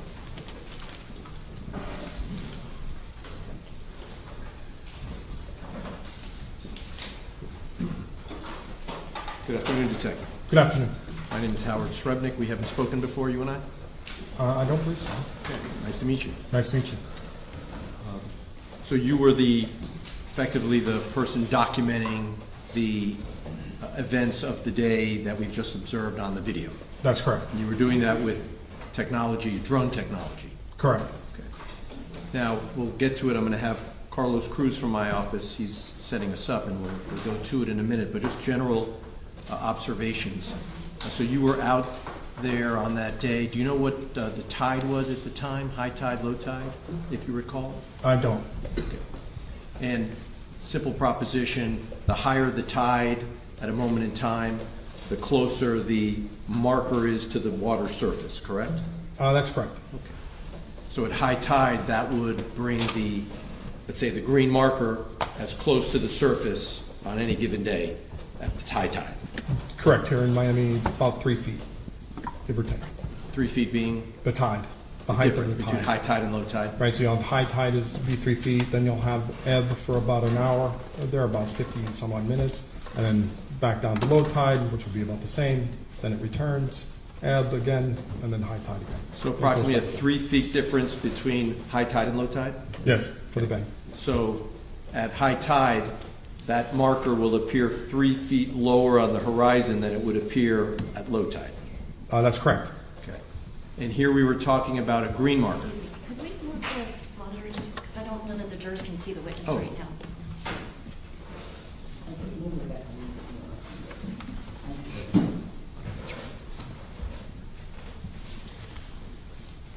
And if I could have,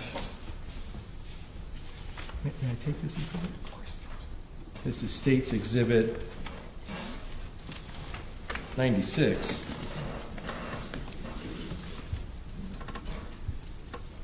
And I'm going to try to do this so that you and I can work together.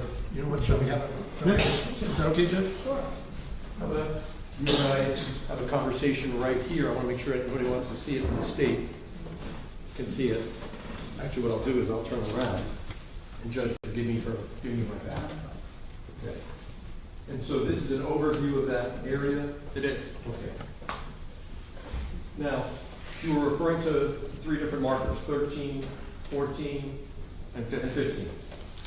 But actually, it's 13A, 14, and 15. Is that right? It very well could be. I marked it as 13. Okay. Because there actually is a marker 13 further to the north. A green marker 13 further to the north, isn't there? I'm not familiar with that, but upon your better judgment, I don't know. Okay. Well, when it was Lieutenant Thompson who was operating the vessel that day? Yes. And at the north end, so let's pretend we're looking north now, there would be a red marker and a green marker at the north end that are actually almost, let's say, at the same side, not say side by side, but at the same, if you're driving your boat, there'd be a green marker on your left and a red marker on your right. Correct. That's when you enter the channel. That's correct. That's actually the only time in the channel where if you look to the right and you look to the left, you would actually see the markers at the same time. Yes. The other 3 markers are, the other 3 markers are staggered. That's correct. Okay, they are not opposite each other. That's correct. Okay, so let's be clear. The markers 13A, 14, and 15 are not opposite each other. No, they're staggered. They are staggered. Yes. And you can see that stagger in this picture, right? Yes. Okay.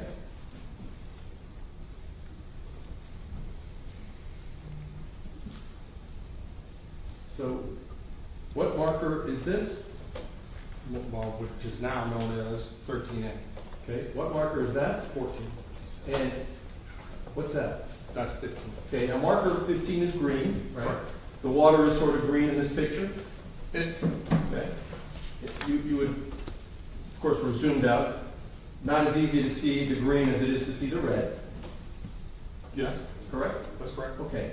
And you recall that marker 15 is about 4 feet shorter than marker 13A. As a result of the tide? No, just as a result of the size of the pile. Oh, that I don't know. I did not measure the pile. Okay. You know that marker 15 is the shortest marker in the channel. I would not know. Okay. And so, we're going to look at some videos in a moment. As the vessel is traveling southbound, that's southbound, I'm pointing south? Yes. Okay, and forgive me because I said that was north earlier, but now I turned you around. When the vessel passes marker 13A, not 13, we're talking about 13A, there is no corresponding marker red to the right of 13A. Am I correct? Okay? The next marker is hundreds of feet southbound on the intercoastal waterway, right? Yes. And then once the vessel gets to marker 14, which is red, the last green marker is hundreds of feet southbound from marker 14. Yes. Okay? And so when the vessel finally gets to marker 14, having passed marker 13A, there is no green marker to the operator's left when the operator passes marker 14. Am I correct? Yes. Okay. Now, beyond marker 15, there are no other markers in this channel, correct? The channel is finished. That's the channel ends. This is wide open bay between marker 15 and Angelfish Creek. Yes, I believe so. Are there any other markers over the next hundreds and hundreds, if not thousands of feet? Not that I'm aware of. So it's wide open bay from the time the vessel clears marker 15 until all the way to Angelfish Creek, Correct. right? Okay, so shall we look at some videos together? Sure. Okay. Judge, may we go sidebar? I'm so sorry.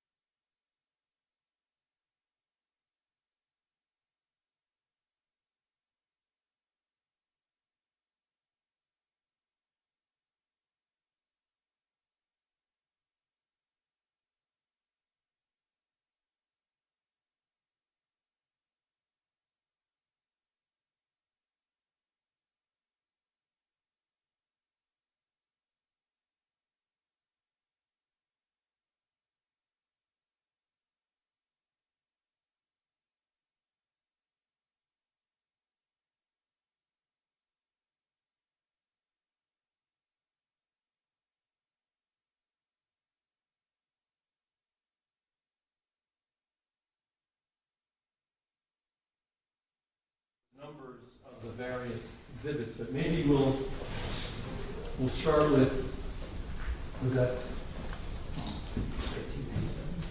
That's right. This will be S, hang on just one second, S1001-1397.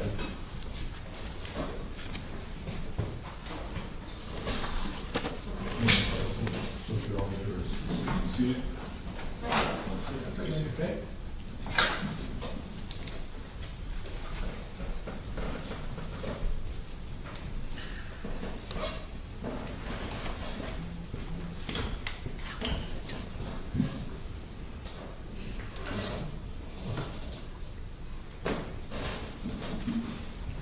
So we're looking north towards marker 13A, right? We now know this is 13A? Yes. Right? You can hold it there. Pause? Great. Do you see that in this image we can actually see north of 13A is markers green 13 and red 12? Yes. Okay. So this channel, at least, are there any markers even further north? I do not believe so. Do you see that in the yonder there are two more markers well north? Can you see that? Hard to see, right? Are they not there? I can't tell. Not sure? I don't think that's part of this channel. Okay. That channel is further to the other side. Yes, you can see those tiny dots. Okay, we'll leave that aside for the moment. The relevant portions of this exercise include 5 markers, right? Green 13, red 12. Yes. Which are, I'm going to say side by side, but we understand it's not like you and I are side by side. It means that they're a distance apart, but we can sort of see each other as the boat goes through. The same relative axis. Yes. The same relative axis. Okay, thank you. And then when the vessel continues southbound in the channel, it would then pass green 13A, correct? Yes. Well before it passes red 14. Correct. So let's roll it for a second. or a few seconds, I should say. Keep going.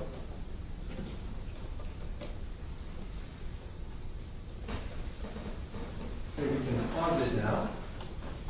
Thank you. And so as we discussed before, this vessel has now cleared green marker 13A, but still has not cleared red marker 14. Correct. And to reorient everyone, this is marker 15, green 15, and south of that there are no more markers.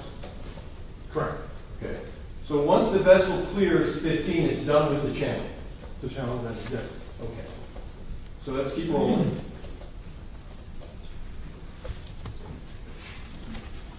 Stop it now. And let's see where we are on that timeline that we were looking at earlier. We're at 42 to 12. So 12 seconds left. Someone's going to have to do the math for me, but we'll roll it. We're at 12 now.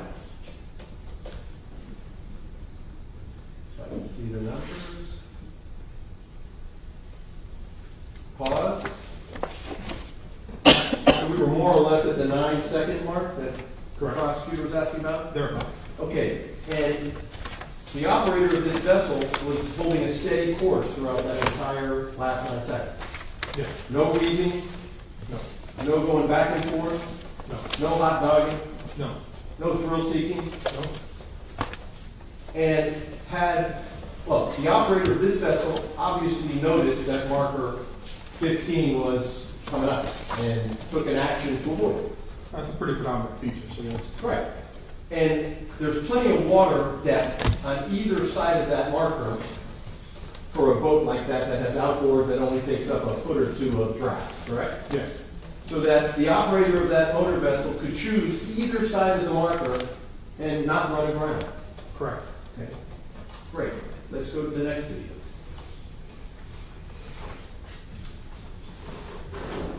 And by the way, the operator of the vessel wouldn't need to wait until the last second. The operator could have done it at 9 seconds or 8, 7, 6, 5. At any point in time, just turn the wheel a little bit to the left, turn the wheel a little bit to the right, and avoid the marker altogether. Fair statement? Yes? Yes.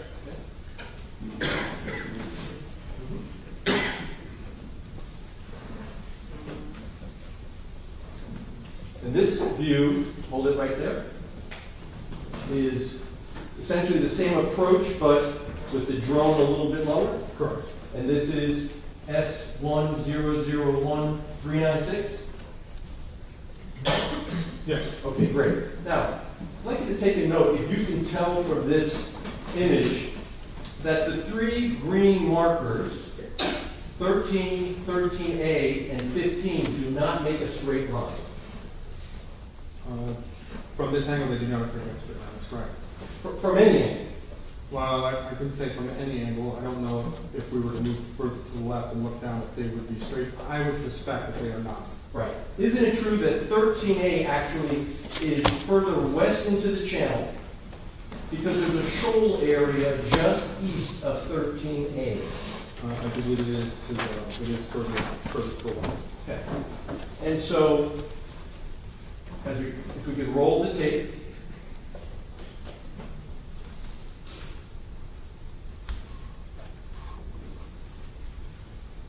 And let me stop you right there, Carlos. So this vessel has now cleared 13A, correct? Yes. Okay. And the only green marker left is 15, right? Correct. Okay. And as we discussed before, the vessel could travel further south because it's a boat that can operate in shallower water. It can choose a path on either side of green 15, provided that there's no other boats in the way. Correct. Okay. Let's roll.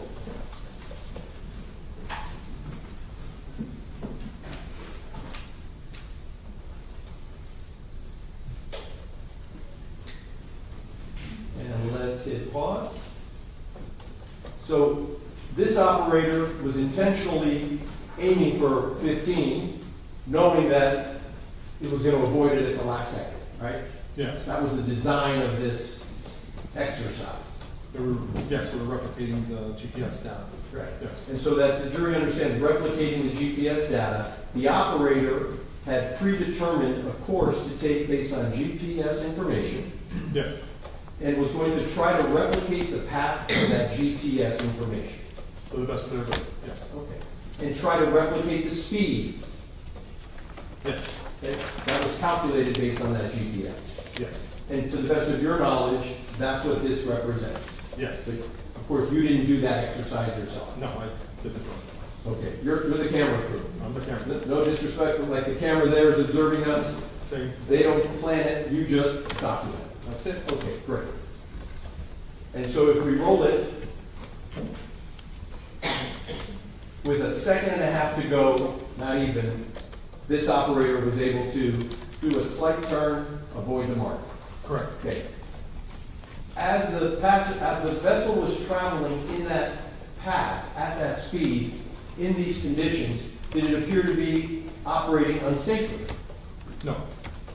The only thing that would create a problem is hitting the mark. Correct. At that speed, under these conditions, with this good lighting, safe operation. Well, with the things that we did to ensure that, yes. Well, what you did to make sure of it, of course, was that you had police boats to make sure there's no other traffic. Yes.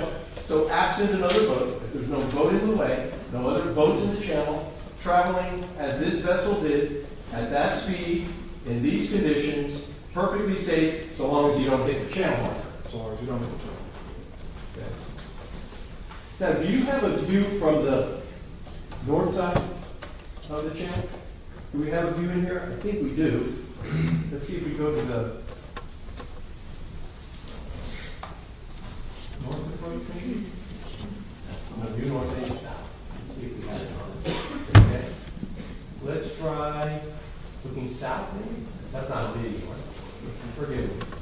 Well, let's try the drone following the vessel. Okay, let's hold it there. Okay, so let's orient ourselves. We're now on the north end of the channel. Correct. It's just before the entrance. I say we, but it's the drone. The drone. You're actually over here somewhere, right? I'm on that vessel line, yes. Okay. Number how much? This is S1001384 drone following BWC vessel. So let's roll, and I think we're going to see the vessel come into the frame at the bottom right of our screen somewhere.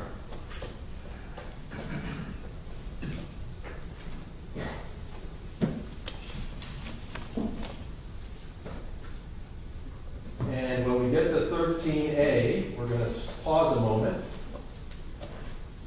So you recall this is when I'm going to point now to the screen, a lighter color area.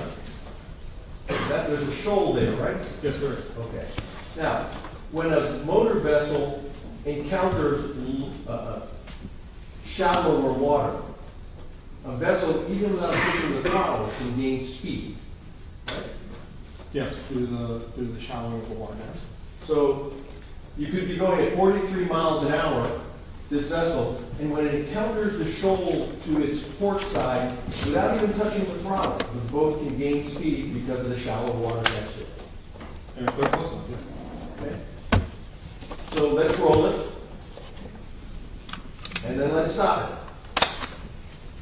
Again, since now we're doing a different view, I'd like to have you point out, green marker 13A has no red marker anywhere to its starboard side. That's correct. There's no marker opposite green marker 13A. Correct. And as we keep rolling now, if the operator of the vessel thought this was the last green marker, Angelfish Creek is basically, this boat is heading down towards Angelfish Creek. Yes, it's in that direction, yes. But there's a marker in between, Correct. the green 15. Correct. Okay. Let's keep rolling.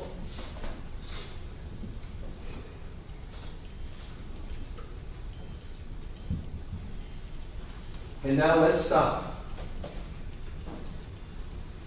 The vessel is now passing red marker 14. Yes. We know that's on the starboard, the right side of the vessel. Yes. And if the operator looks to the left, there is no other green marker opposite for 14. 15 happens to be well down the channel. Yes. Okay? And then if we roll, roughly 9 seconds later, it encounters marker 15. Correct. Thank you. I'm done with the video.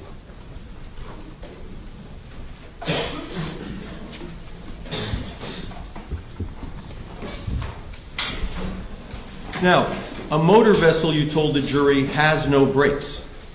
It does not. Okay? Now, you also told the jury traveling at 47 miles per hour on a boat is different than in a car. It is. Right. A couple of differences. One is, typically in a car you're enclosed and you have a windshield and windows, right? Yes. Now, have you ever ridden in a car where the Jeep puts the windshield down and you take all the doors off? No. Okay, have you ever ridden a motorcycle?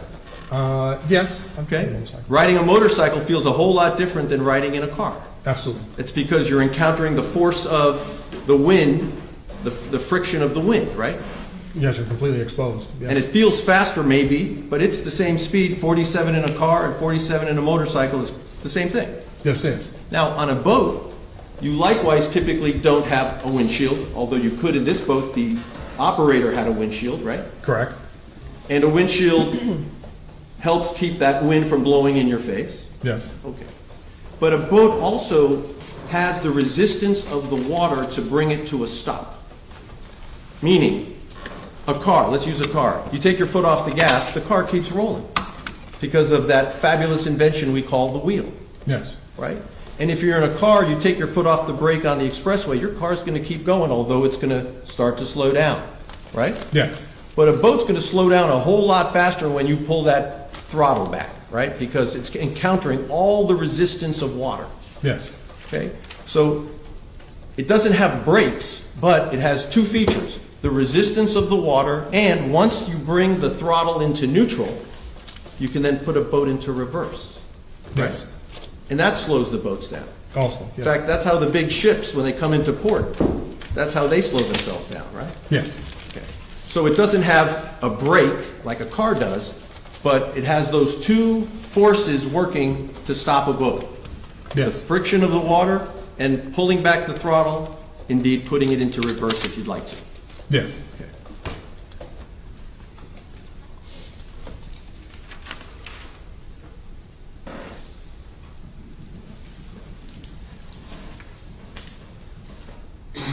I don't know if I asked you about did I ask you about the heights of the marker? You did? And you didn't have any, I you didn't do those measurements? I didn't do any measurements on them.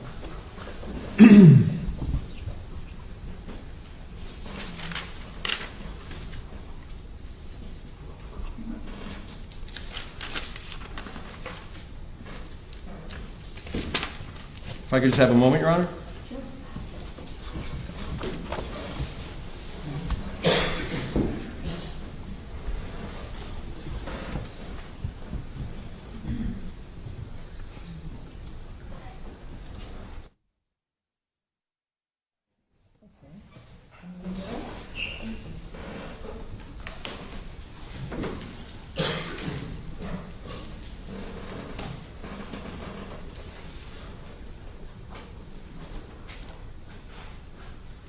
When the images that were taken by the drone were then reproduced so we could have pictures to show the jury rather than just a jump drive, is there a little bit of a change in the coloring in that process if it's not a really super high quality printer?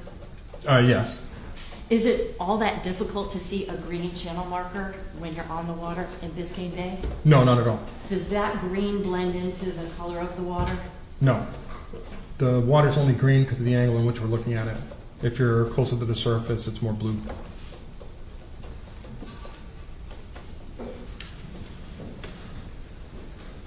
Although channels are designed to give pathways to vessels, are they necessarily going to be straight and perpendicular like a street could be?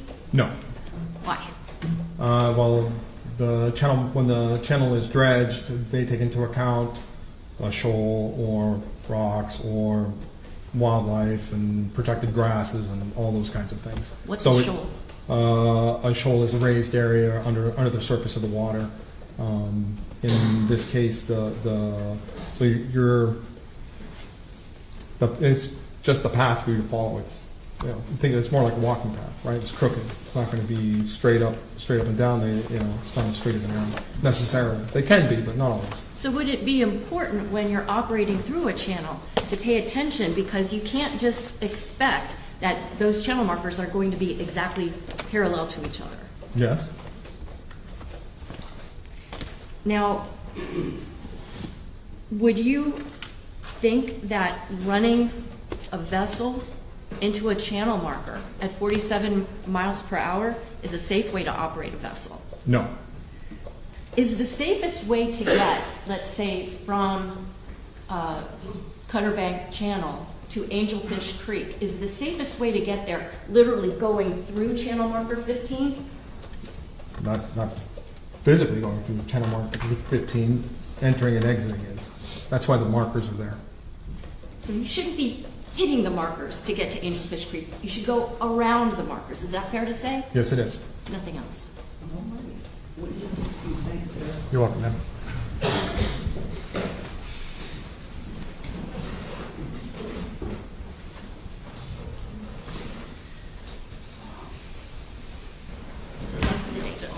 Yes. All right, ladies and gentlemen, we've had a very full day. We're going to end now. Please put your notepads inside your envelopes. Could we approach this on a scheduling matter? We don't need the court reporter. I don't want us to keep the deal with them. I think it just has to do with what time they come out. Okay. Give me a minute so I can give you a good time when you're going to be here tomorrow, okay?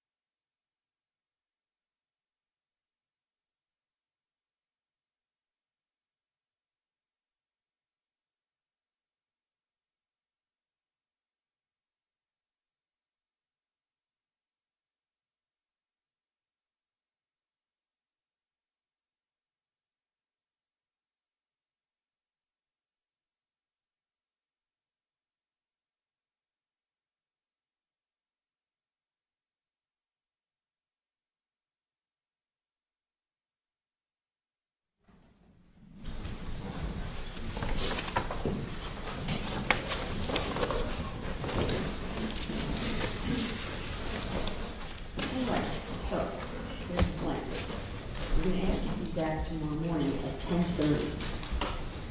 Okay? Back at 10:30. Same instruction, we're going to go to the jury room. And set the floor to be live, wait for an A, we'll bring it down when we're ready to have them in the courtroom. Please remember not to discuss this case with each other, anything about this case, or with anyone else. Please no independent research or investigation to try to gather any information or anyone of the evidence that's in the courtroom presented to you. Okay?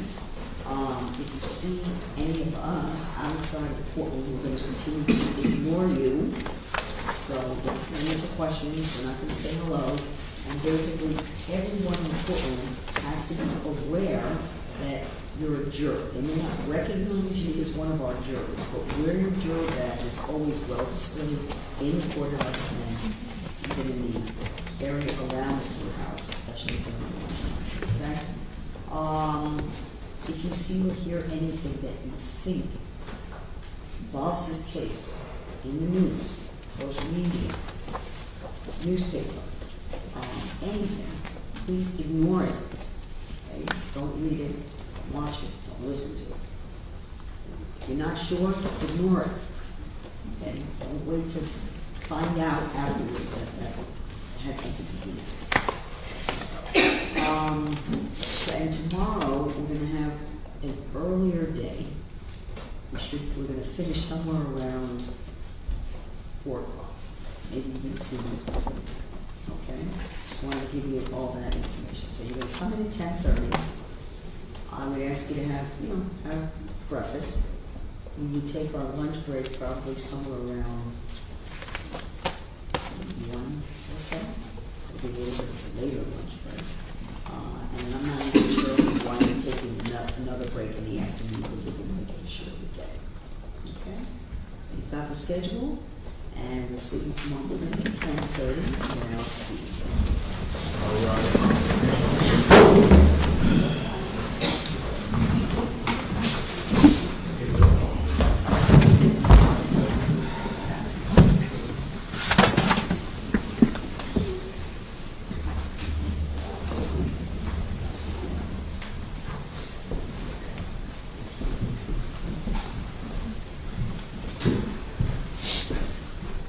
Thank you.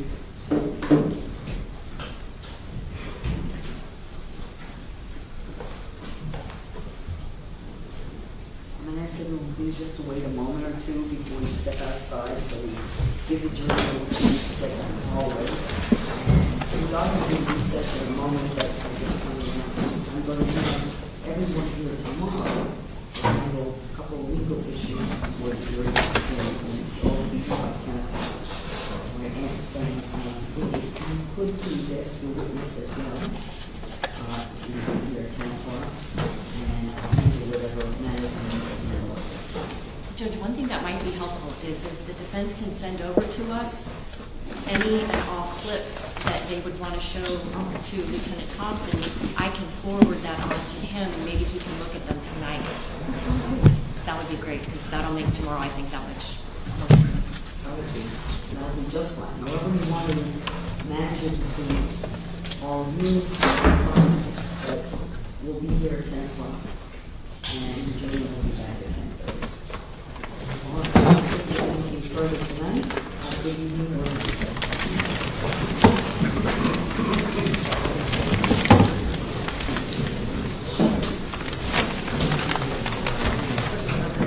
You're doing your